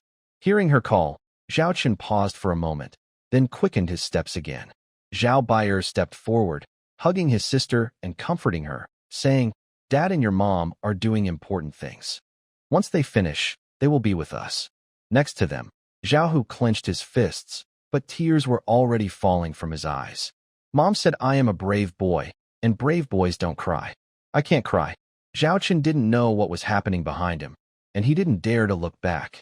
He left the house with Lily, boarding a pre-prepared shuttle that took them away from this planet. This planet was specially modified to be livable, meant for the families of soldiers like Zhao Bayer in the Dragon Legion. The shuttle took off into the sky. Zhao Chen looked at the beautiful planet below, which had many lovely buildings, but few signs of advanced technology. This was because Zhao Chen wanted these children to spend more time in nature during their childhood, to enjoy the precious memories of the interstellar era. The shuttle left the surface and entered space. There, the interstellar command ship, the Dragon Emperor, was already waiting. Back on the bridge of the Dragon Emperor, Zhao Chen sat in the captain's chair and returned to his work mode. He opened his schedule, which covered nearly a month of tasks. From the end of this year to the beginning of the next, his main focus was to review the development and current situation of the Xiongling Interstellar Empire and the other cosmic forces under its control, and to plan the future development directions. At the same time, Zhao Chen would meet for the first time with agents supported by the Xiongling Empire from other interstellar civilizations and cosmic forces. This process took about 5 days in total. Next was the end-of-year celebration for the 3rd anniversary. This celebration was much grander than the previous two. The celebration was divided into 3 main parts. The first part was an award ceremony for officers, scientists, and civilian staff who had made notable contributions over the past year within the Shadow Dragon Interstellar Empire. The second part was the New Year's Eve event. Besides the New Year's celebration, Emperor Zhao Chen also planned a 5-day inspection tour, visiting various parts of the Shadow Dragon Empire. The third part was the official launch of the new development plan for the upcoming year, scheduled for early January. Zhao Chen would use his technological skills to help the Imperial Research Institute draft the future goals and outline for the next year. The timing for this part is still uncertain. These are the main 3 steps. After reading all this, Zhao Chen scratched his head and couldn't help but feel that being emperor was really not easy. Even though he had become very skilled at delegating tasks, there were still many responsibilities he had to handle himself. He couldn't escape from it. "Can we make the schedule shorter?" Zhao Chen asked Lily, who was nearby. Lily shrugged and replied calmly. This schedule was made with the secretarial department trying to cut down as much as possible. If it were anyone else in your position, it wouldn't be finished in a month. It would probably take about 3 months to handle everything. Zhao Chen helplessly covered his face. Since he knew he couldn't avoid it, he resigned himself and said, "All right, let's follow this schedule." During the last week of the year, the entire Shadow Dragon Interstellar Empire was very busy, especially within the Shadow Dragon Galaxy, which was the most hectic and intense time of the year. Everyone was working diligently at their posts to complete their tasks. Especially for those responsible for safety, there is no room for any laxity. Currently, the number of people and starships gathered within the Xiaolong star system is at its highest point of the year. This is even with traffic restrictions in place. Without them, the number could be thousands of times higher. At this moment, a few small starships are slowly emerging from one of the star gates, appearing in the Xiaolong star system. These small starships are simply identified as coming from certain family forces invited for this occasion. However, in reality, the passengers on these small ships are guests from other interstellar civilizations. To hide their true identities, they are disguised inside these ships. All of this is arranged by the highest secretariat of the Xiaolong system. Is this the Xiaolong star system? Hannah Lanlan looked at the scene in front of her with great surprise. She had guessed that Xiaolong would be very prosperous, but she didn't expect it to be so busy. Throughout the entire star system, endless interstellar warships can be seen everywhere. Each route has many ships coming and going. On each planet, there are several space cities and starports. This is definitely a very busy star system. Moreover, many top-tier interstellar warships can be seen here. Ships that are almost legendary outside, like the T6 star warships, are visible here. In fact, Hannah Lanlan even saw a fleet of 300 interstellar transport ships slowly moving along a dedicated transport route in the distance. Among these 300 ships, there are 10 T6 star whale-class super-heavy interstellar transport ships, and the rest are all T5 star Kuan-class super-heavy interstellar transport ships. This fleet would be considered the top in the Fairy Blossom Federation tribe. But here, it seems quite common to see such ships. Nini, how many of these high-level interstellar transport ships does the Xiaolong Star Empire have? Hannah Lanlan asked, looking at Nini, who was already very familiar with this scene. Previously, when the White Orchid Interstellar Trade Group cooperated with the Howling Dragon Interstellar Empire, it was Ni who was sent to represent them. Naturally, she had seen the scene there before. Ni thought for a moment and replied, the T6 star Sea Whale class super heavy interstellar transport ship is currently in service, with at least 300 ships. They are still being built continuously. The Howling Dragon Empire places great importance on interstellar trade. The Emperor of the Howling Dragon has granted significant rights to their 3 main interstellar trade groups. Of course, the Emperor also holds shares in these groups, allowing them to earn substantial profits. However, the Emperor does not interfere with how these trade groups operate. They are controlled entirely by their own leaders. Whether it is Miss Li Yaqi of the North Dragon Interstellar Trade Group or Miss Red Rose of the Rose Red Dragon Interstellar Trade Group, both are excellent interstellar merchants. Working with them is very pleasant. The Emperor of the Howling Dragon not only does not interfere with their ideas, but also provides them with some starship technology that has been phased out of the military. This allows them to gain more knowledge of starship and industrial technology, which they use in trade. Ni is very familiar with the North Dragon and Rose Red Dragon trade groups. Currently, these are the 2 groups with the closest cooperation with her White Orchid Interstellar Trade Group. Furthermore, the next level, the T5 star Kuan-class super heavy interstellar transport ships, are expected to number over 3,000. These are the main types of star transport ships used by the top interstellar trade groups of the Howling Dragon Empire. However, these transport ships are under wartime control, meaning that during a war, they will prioritize military needs without question. In addition, some smaller trade routes use the T4 Giant Whale-class heavy interstellar transport ships. Previously, they used the T3 White Whale-class heavy interstellar transport ships and the T2 Camel-class heavy interstellar transport ships. These ships were mainly used for short-distance intra-galaxy transportation or for transporting between nearby galaxies, and they were assigned to the emerging market star trade routes. Currently, within the Xiaolong Interstellar Empire, a very convenient interstellar transportation system has been formed, relying on these transport ships and an advanced Stargate network. While talking about this, Nini's eyes showed admiration and longing, as if she had personally witnessed the creation of all this. Hearing her sister's words, Lanlan's opinion of the Xiaolong Interstellar Empire improved even more. Look over there. It seems to be a starship from the Holy Spirit Empire. Nini suddenly pointed to a distant area with starships anchored. Lanlan looked over and saw some starships with the Holy Spirit Empire's emblem hovering there.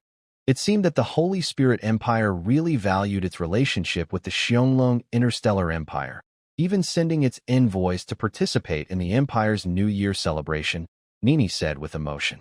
Lanlan glanced at those starships and brightened her eyes. And there are 2 Elven Kings attending.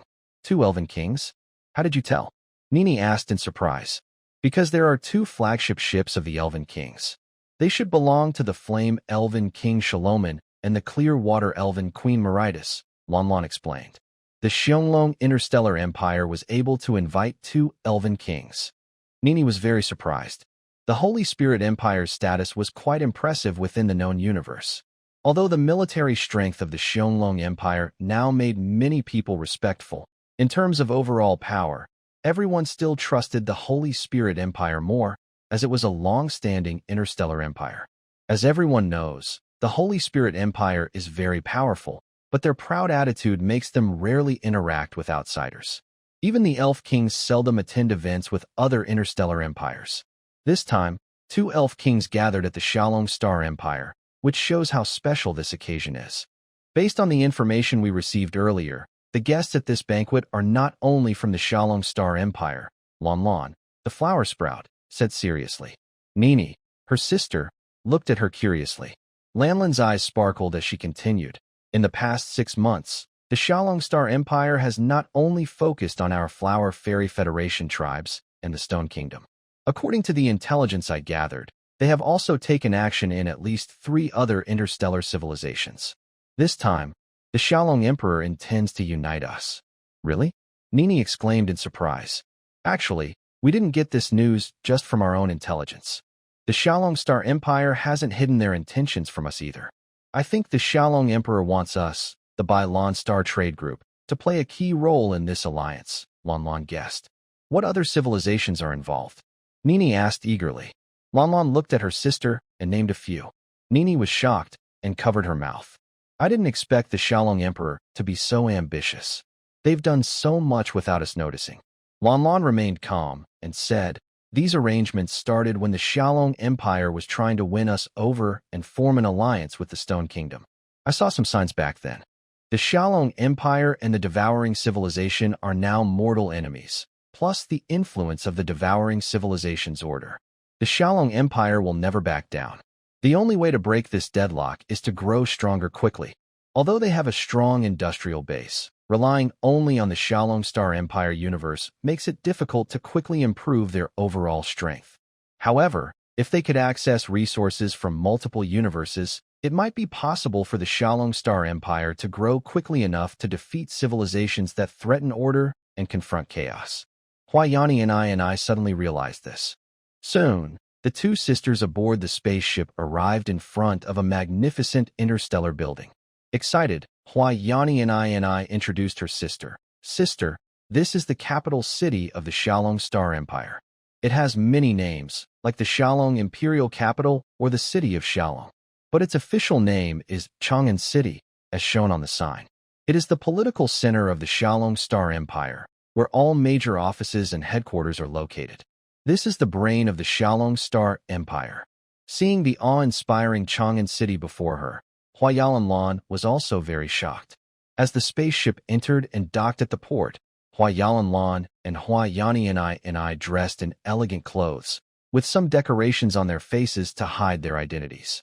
They then left the spaceship and stepped into Chang'an City. Welcome, esteemed guests. I am the Secretary Officer of the Xiaolong Star Empire's Secretariat, assigned to host you during your stay. Here is my communication ID. During your time here, I will be responsible for your reception.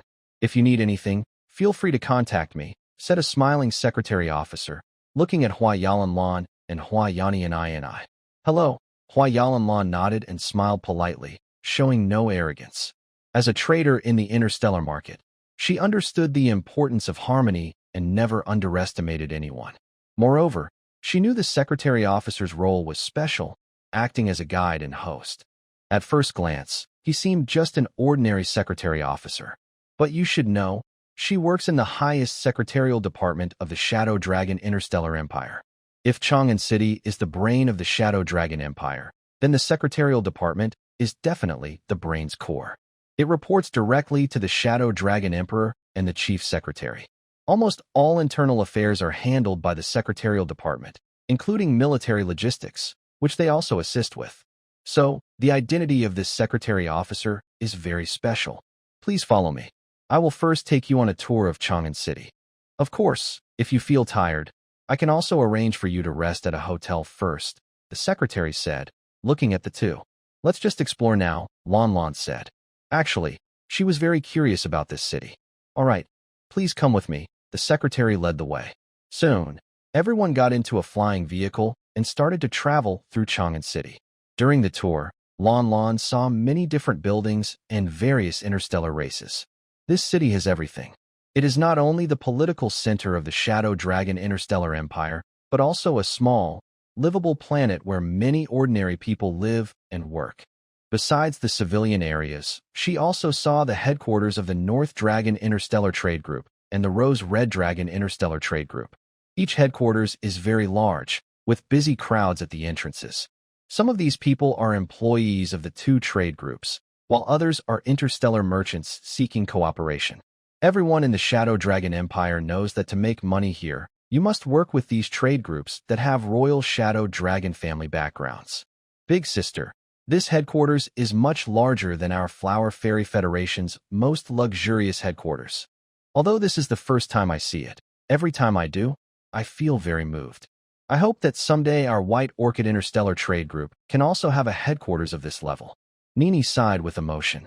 Lon Lon looked at the magnificent headquarters building in front of her and said seriously, "We will have one too." It seemed like a quiet whisper, but it also felt like Lon Lon was making a promise. Soon, the tour was finished. The secretary guide took the two to rest and explained the next schedule. Tomorrow, there will be a ceremony where Emperor Xiaolong personally awards those who contributed greatly over the past year. You two can go and watch. The guide told them about what would happen next. They were very interested. Although they weren't very into military matters, everyone knew that in such events, you could meet the top leaders of the Xiaolong Interstellar Empire, especially now when the military power of the empire was very strong. This is common in the early stages of most star kingdoms' rise. Taking this opportunity to meet high-ranking military officials of the Xiaolong Empire is very beneficial for the future development of the White Orchid Trade Group. As interstellar traders, they understood the importance of connections. Soon, the next day arrived. Lon Lon and Nini changed into new clothes. Led by the waiting secretary guide, they entered the heart of Chang'an City. There was a palace square where thousands of people had gathered. Most of them were military personnel from the Xiaolong Empire, dressed in neat uniforms. The rest were from all over the empire, representing various star races. Lon Lon, with sharp eyes, noticed that many of them were not from the Xiaolong Empire. She even saw the legendary Flame Spirit King. This showed how important this award ceremony was. Accompanied by the sound of cannons and music, the banquet quickly began. On a high platform in front of the palace square, a tall figure slowly appeared. This person was undoubtedly the Dragon Emperor. He was dressed not in ordinary military uniform, but in a military-style formal outfit, which carried a sense of power and a commanding presence. Although the Dragon Emperor showed no expression on his face, he radiated authority and dignity. When he reached the center of the platform, all the officers of the Dragon Army on the square saluted him together. Others also showed their respect through their own gestures. As Lon Lon Huaya made her bow, she quietly looked toward the Flame Spirit King. She was surprised to see that the proud Spirit King was also bowing to the Dragon Emperor. Although it was just a gesture of friendship and equality, it was enough to show that the Dragon Emperor held a very high status in the Spirit King's mind. I won't say any fancy words here. Everyone knows the purpose of this banquet. In the past year, our Dragon Star Empire fought a war. We fought the devouring civilization until they fled in fear, Zhao Chun said. Everyone below chuckled happily. Zhao Chun continued. During this war, many of our officers performed exceptionally well. We will reward those who did outstandingly on the battlefield. Besides that, over the past year, our Dragon Star Empire fleet has also undergone some changes. I will now announce those. The first list to be announced was the official promotion of new marshals. This time, the 3 marshals we announce have actually been performing their duties and exercising their authority for the past year. But because we were at war, we only made a simple announcement. Now, we will follow the proper procedures. So, this ceremony was to honor the 3 marshals.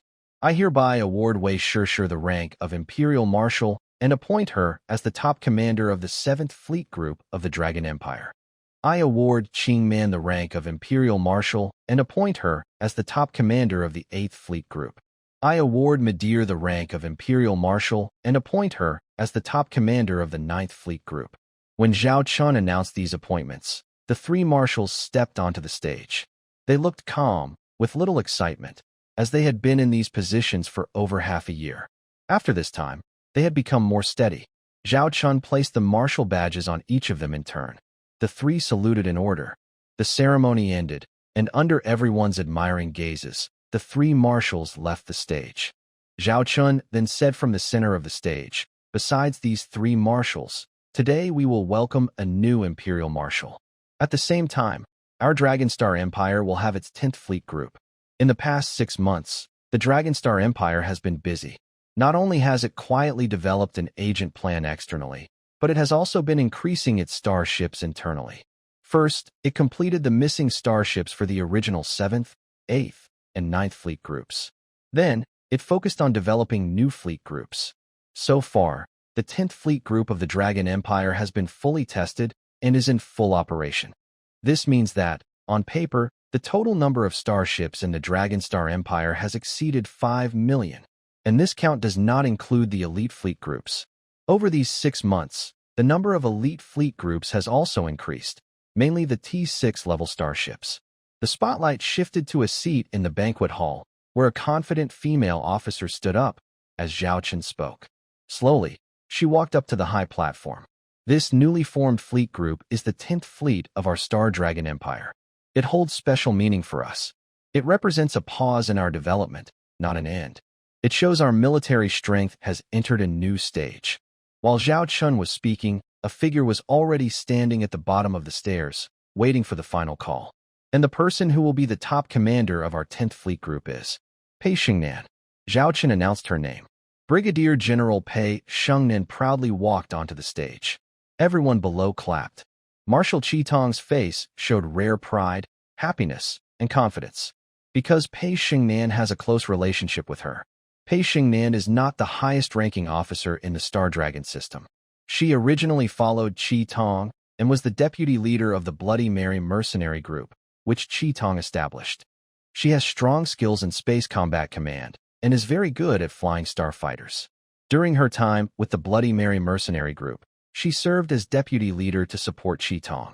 After joining the Star Dragon Legion, she chose to use her original skills, starting as a starfighter pilot. But her command skills remained strong. She quickly rose from a starfighter pilot to squadron leader, then to battalion leader, and then to fleet captain. She became the flight commander of the aircraft carrier starship fleet. Later, due to the needs of the Star Dragon Legion's senior officers and her satisfaction with her starfighter skills, Pei Xingnan became a senior officer again. Initially, she started as the captain of the aircraft carrier starship. Because she was skilled at flying starfighters, she was very familiar with carrier combat. This also helped her develop a good relationship with Marshal Sulan, the top commander of the Starry Sky Queen's flagship fleet. Marshal Sulan once said that among the fleet of the Howling Dragon Legion, apart from herself, Pei Xingnan is the best at space combat. However, because of her early association with Red Eye, Pei Xingnan's fighting style also carried some of Red Eye's reckless and aggressive traits. This laid the foundation for Pei Xingnan to develop her own unique command style for her fleet later on. On the battlefield, Pei Xingnan can use aircraft carriers and starships as the main fighting force, gaining an advantage in space battles. She can also deploy battleships, cruisers, and other main ships to launch fierce attacks directly on the enemy, winning victories. Looking back at her past, these memories flicker like a lantern in her mind. Finally, she stood in the center of the stage, facing the Howling Dragon Emperor. She saw in the audience the leader of the mercenary group, who once was a girl calling her sister Pei.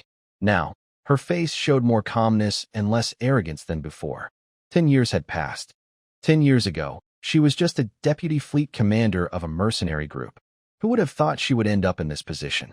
Here and now, I declare that Pei Xingnan is awarded the rank of Imperial Marshal and is appointed as the highest commander of the Howling Dragon Empire's 10th Fleet Group.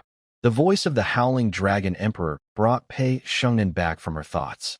She looked at the medal on her chest, the Imperial Marshal badge. Although she already knew about this earlier, since she was responsible for the testing and training of the 10th Fleet Group, all the real authority had already been in her hands. The only thing left was the official announcement. When she finally wore the badge, she felt a deep sense of responsibility. Pei Xingnan looked at everyone. Their eyes were filled with congratulations, envy, admiration, and various other emotions. For the Empire, for the Emperor, Pei Shengnan saluted. Her voice echoed throughout the palace square.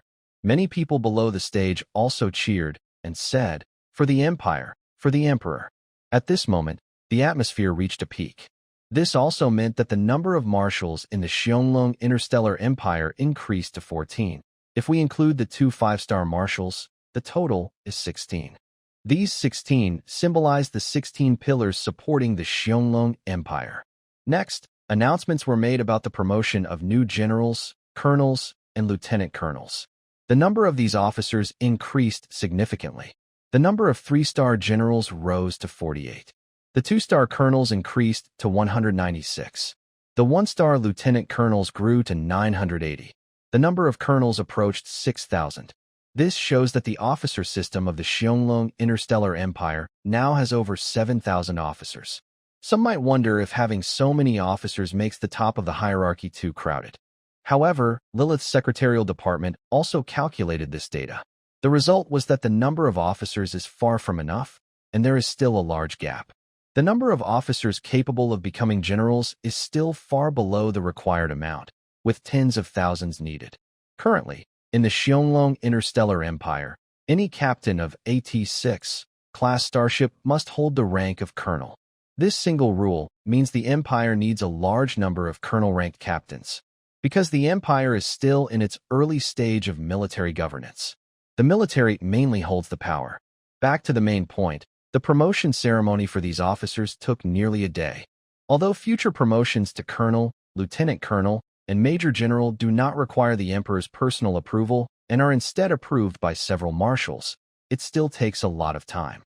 After rewarding the officers, the next step was to recognize the achievements of other civilian staff and scientists. After all, these individuals have made significant contributions to the Starry Dragon Interstellar Empire. This time, under the arrangement of Secretary Lilith, a higher level of award was officially given. This award is separate from the military honors, but still corresponds in rank. There are 6 levels. From highest to lowest, they are 5-star to 0-star, with titles indicating their roles.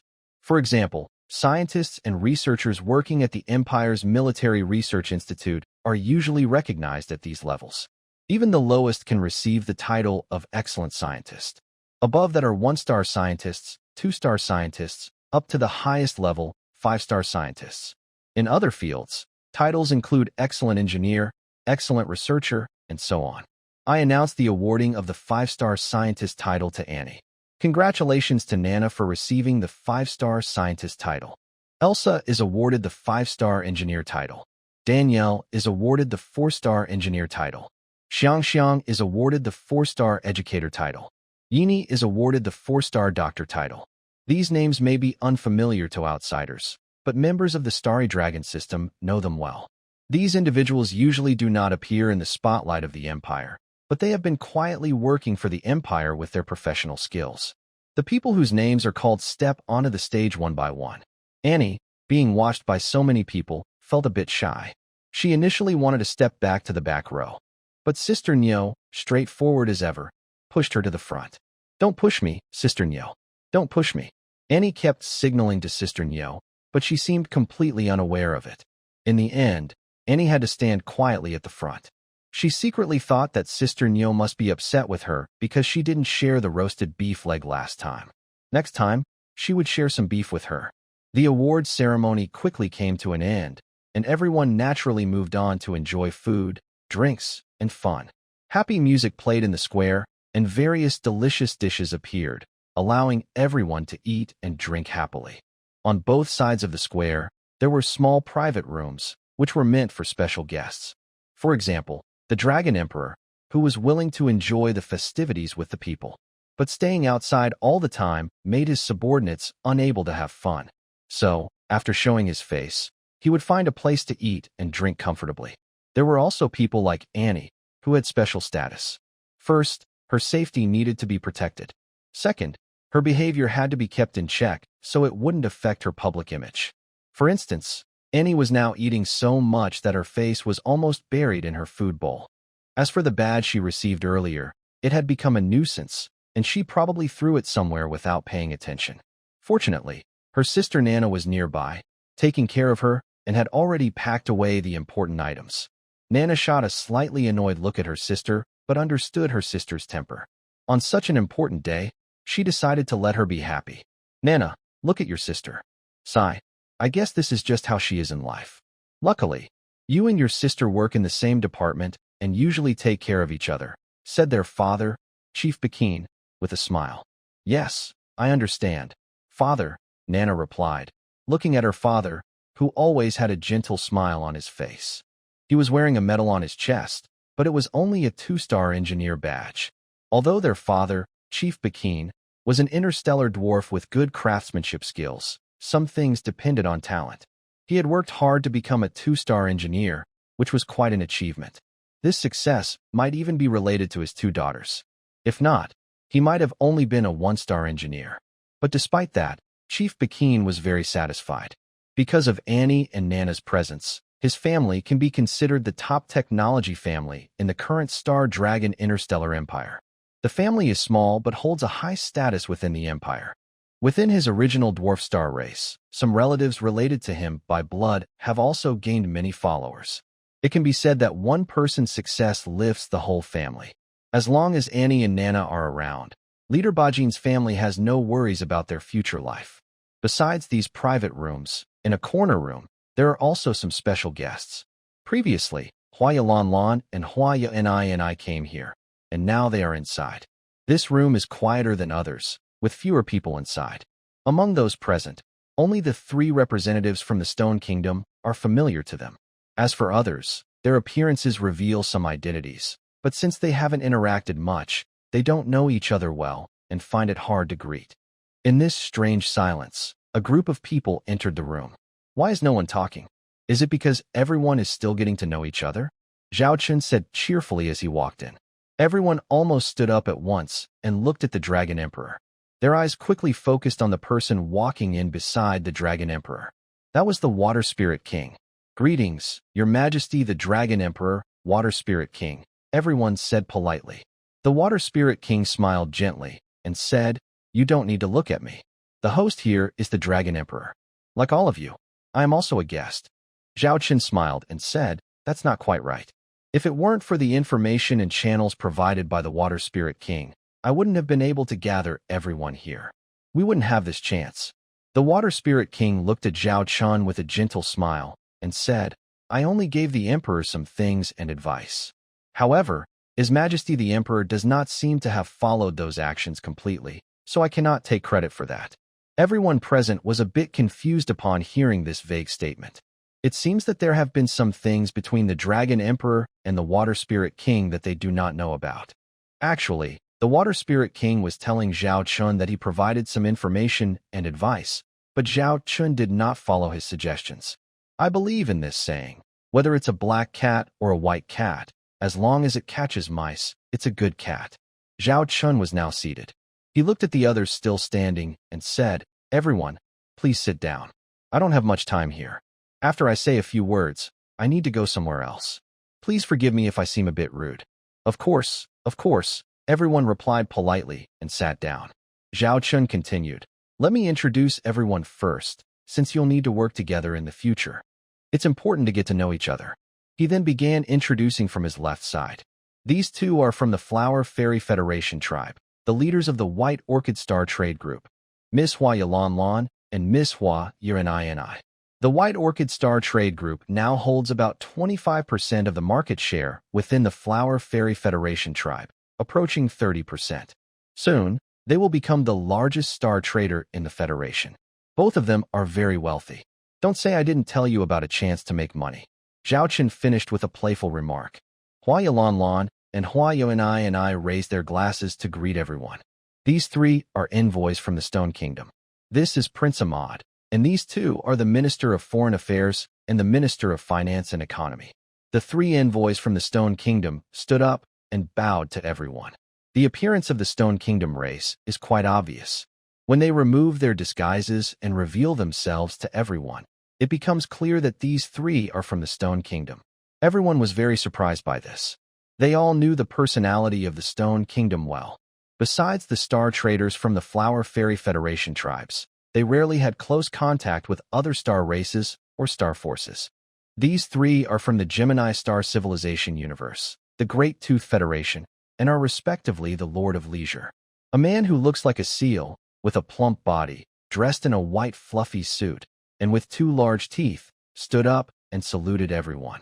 Although he looks rough, the behavior of the Lord of Leisure, the giant tooth sea monster, is very gentle and refined. This is why he has good connections within the Gemini Star Civilization universe. His personality is closely related to this. These two are Queen Lung Yun and Marshal Lung Qian from the Luo River Principality. The two women stood up and bowed to everyone. This is Prince 7 of the Mohadi Star Empire. These three are messengers from the Fire Pattern Star Alliance. Zhao Chen quickly introduced the guests from 5 different star universes present. This one, I think there's no need for an introduction. Everyone is familiar with her identity.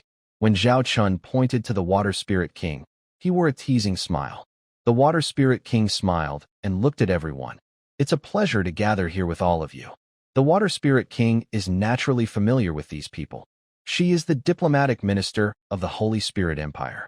This time, I specially invited everyone to the Xianglong Star Empire. On one hand, to enjoy the feast together during this period. On the other hand, we are entering the next phase, and everyone should unite.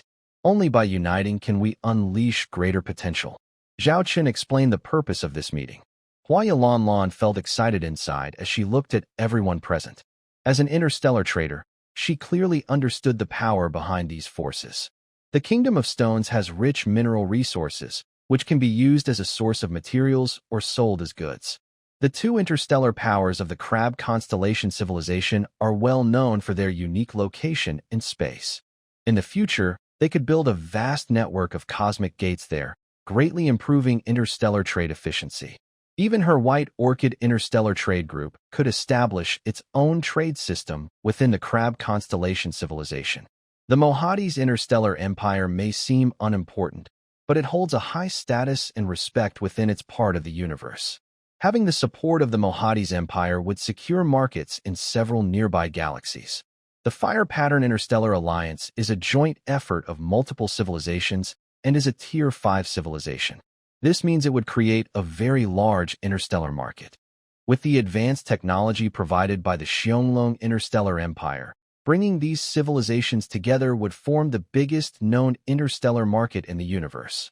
At that point, their influence would grow significantly, making it easier to expand outward and recruit allies. Hua Yalanlan looked deeply at the Xianglong Emperor before her. She realized that his plans might be beyond their imagination. He seemed to be drawing a huge map of the galaxy, aiming to create a powerful organization within the known universe. This organization would be led by the Xianglong Empire. In the future, it could become a sword and shield in the hands of the Xianglong Empire, fighting against destructive civilizations. It might even become a stronger, more terrifying order. Perhaps this is the true plan of the Xianglong Emperor. At the banquet, Zhao Chen briefly shared his plans for the future of these interstellar civilizations and the universe. He considered all aspects of everyone's interests. Everyone present was satisfied. The king of the water spirit elves had been quietly listening to the Dragon Emperor's speech. Her eyes occasionally showed surprise. After about 30 minutes, the Dragon Emperor raised his glass and said to everyone, "This is roughly the direction we're heading.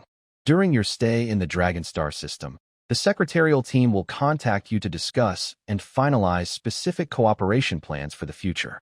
I believe that with everyone's joint effort, we can all achieve what we want. Cheers to our future." The Dragon Emperor raised his glass, and everyone else also raised theirs to toast. Afterward, the Dragon Emperor temporarily took his leave. The Water Spirit Elf Queen watched as the scene became lively after the Dragon Emperor left. People started talking to each other. Since everyone present is a future partner, this is a good opportunity to get to know each other better for future cooperation. "Your Majesty, the Water Spirit Elf Queen, long time no see," said the king of the giant tooth sea monster, walking over with a glass of wine to greet her. "Long time no see. I hear your career is thriving now," she replied gently with a smile. The king of the giant tooth sea monster chuckled and said, "Thanks to the support of the Dragon Emperor and you. When the messenger from the Dragon Star Empire first approached me, I was quite surprised. Looking back, if it weren't for you mentioning me to the Dragon Emperor, I I wouldn't have had the chance to show my talents." Hearing his words of gratitude, the water spirit elf queen smiled kindly and said, "I didn't do much, just told the Dragon Emperor about you. Whether you can cooperate and how depends on your own opportunities." Although the water spirit king said this, the king of the giant tooth sea monsters still sincerely said, "I know who is helping us and who our friends are. I will remember your kindness. If you need anything in the future, just tell me. I will do my best to help you." What if our Holy Spirit Empire becomes enemies with the Howling Dragon Interstellar Empire? The Water Spirit King suddenly teased. This made the giant tooth sea monster king pause for a moment, but he quickly smiled and said, "That's impossible. Everyone knows that the relationship between the Holy Spirit Empire and the Howling Dragon Interstellar Empire is currently very friendly. You have close cooperation, even establishing a permanent dual-way cosmic gate for communication. You also have many interstellar trade deals. Both of you even attended the Howling Dragon Empire's New Year's celebration personally. This shows how close your relationship is. There's no way you would turn against each other." Seeing that the Water Spirit King didn't directly answer her question, she didn't press further. Many things are driven by interests, especially when standing at the top of the pyramid. At that level, decisions are often influenced by many unseen hands pushing you, even if the decision isn't what you truly want. Just like the giant tooth sea monster king now. He might genuinely feel grateful to the Water Spirit King, but when it comes to enemies or war between the Howling Dragon Empire and the Holy Spirit Empire, his choice will depend entirely on what benefits him at that moment. The Water Spirit King didn't waste more time on this question and instead started talking about their cooperation with the Howling Dragon Interstellar Empire. She especially enjoyed talking with Lon Lon from the Bai Lon Interstellar Trade Group. Perhaps because Flower Bud Orchid sees things from the perspective of an interstellar trader, her way of thinking is completely different. After the banquet, the Water Spirit King even invited Flower Bud Orchid for a walk. "I originally thought that, in your cooperation with the Shadow Dragon Interstellar Empire, the Empire would use some forceful or dominant tactics to gain more benefits for itself. But during our talks, I realized it might not be entirely like that. Their cooperation with you has indeed brought them many benefits, but it has also brought you many advantages. Moreover, before they are fully aware, they are increasing their influence over your interstellar forces. Don't you think you might have concerns about this?" The Water Spirit King asked curiously. Flower Bud Orchid smiled and explained, "Anyone smart can see these things. The Shadow Dragon Interstellar Empire invests in us because they want us to stay loyal and to provide them with various benefits. That's understandable. There's a saying that no one works for free. As interstellar traders, we won't do things that don't bring us rewards. The Empire invests in us, supports us, and helps us. So naturally, they want to get more from us. At the same time, they worry that if they support us too much, we might become uncontrollable or even turn against them. This kind of worry happens in most strong-weak partnerships. The stronger side fears that if the weaker side gets stronger, it might threaten their dominance. The weaker side fears that the stronger side will tighten control or even limit their independence. The Xianglong Interstellar Empire's approach to this issue is mainly to make the cake bigger. As long as the cake is large enough and the benefits are shared fairly, many problems can be temporarily set aside because most people focus on immediate gains. Additionally, the Xianglong Empire increases its influence through various forms of cooperation, such as establishing joint companies with specific shareholding requirements. However, they have clearly stated that they will not interfere with our management and decision-making. They only seek a fair share of the profits. Sometimes, through shareholding and licensing fees, they might take 80% to 90% of the benefits, as lightly mentioned by Huaya Lanlan. The Water Spirit King was surprised and asked, "More than 80% of the profits? Don't you have any objections?" There may be objections in the future, but not now. Currently, our own efforts might only earn us 10% of the benefits. With the help of the Xianglong Empire, the total cake could be over 100%. Even if we only get 20%, that amounts to more than 20% of the benefits, and the monthly gains could be quite large. Although our share of the profits is reduced, the actual numbers are much higher than what we previously received. Many people only see what they personally get, and as long as their share is enough, that's not a problem, at least for now. On the other hand, to maintain this balance, As long as the Xiongling Empire retains its current military power, the balance can be preserved. Everyone is happy with this situation. The Water Spirit King listened to this explanation and looked thoughtful. The core reason is that Emperor Xiongling, although greedy, understands that a sheep must be fattened before it can be slaughtered to gain more benefits. So, we are all very willing to cooperate with him to achieve a win-win situation. Flower Bud Lanlan calmly said. The king of the clear water spirit nodded. As you said, the Xiongling Imperial Emperor has indeed done very well. At this point, a look of regret appeared in the king of the clear water spirit's eyes. She sighed and said, "It's a pity. I previously suggested within the Holy Spirit Empire to create an alliance led by the Holy Spirit Empire. But most people rejected it. The only supporter I had was the Flame Spirit King. In the High Elf Council, very few agreed or supported my idea." Hearing what the king of the clear water spirit said, Flower Bud Lanlan looked at her and honestly said, "Your Majesty, I might say something that's not very nice. Even if the Holy Spirit Empire is willing to build such an alliance now, it definitely can't be like the Xiongling Interstellar Empire." The king of the clear water spirit looked at her in surprise, seeming to doubt these words. Lanlan continued, "I also have some contact with the Holy Spirit Empire. I know very well what kind of temper and personality those high elves in your country have.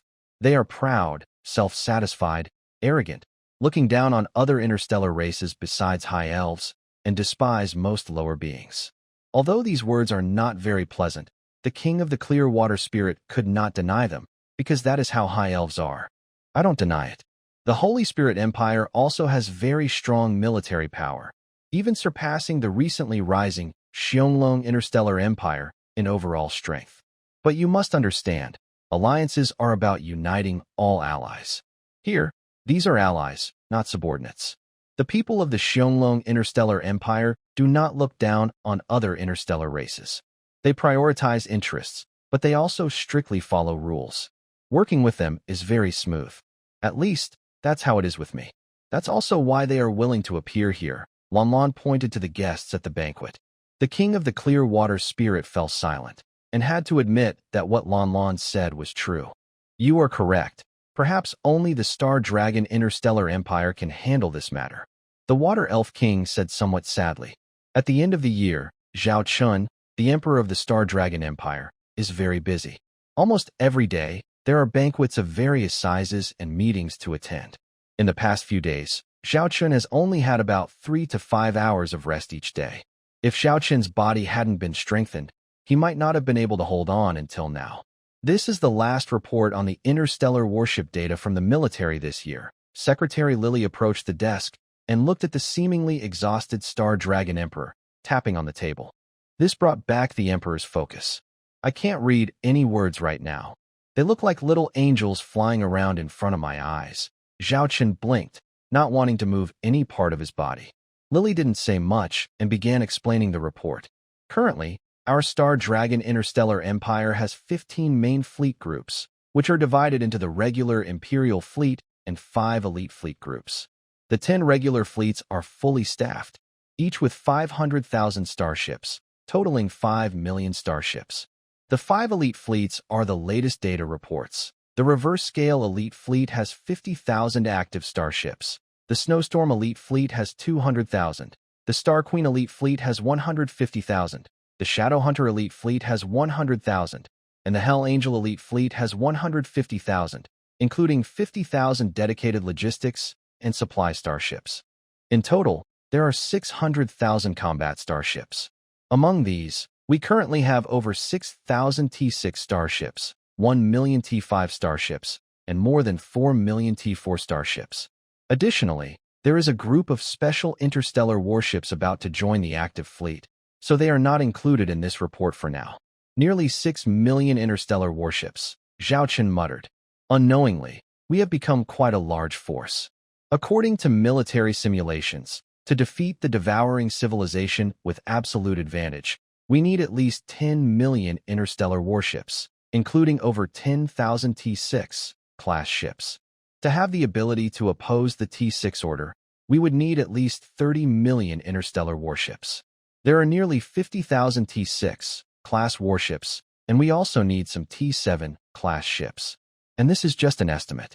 No one knows if the powerful T7 order still has other hidden cards, Lilith said seriously. Take it step by step. In the next year, we will prevent another invasion by the devouring civilization and build our economic system outside the Xionglong interstellar empire. This way, we can continuously support our empire. We should speed up our growth. Zhao Chun shared his future plans. Lilith then introduced some additional details. After Zhao Chun confirmed he had listened to everything, the process was considered complete. But then,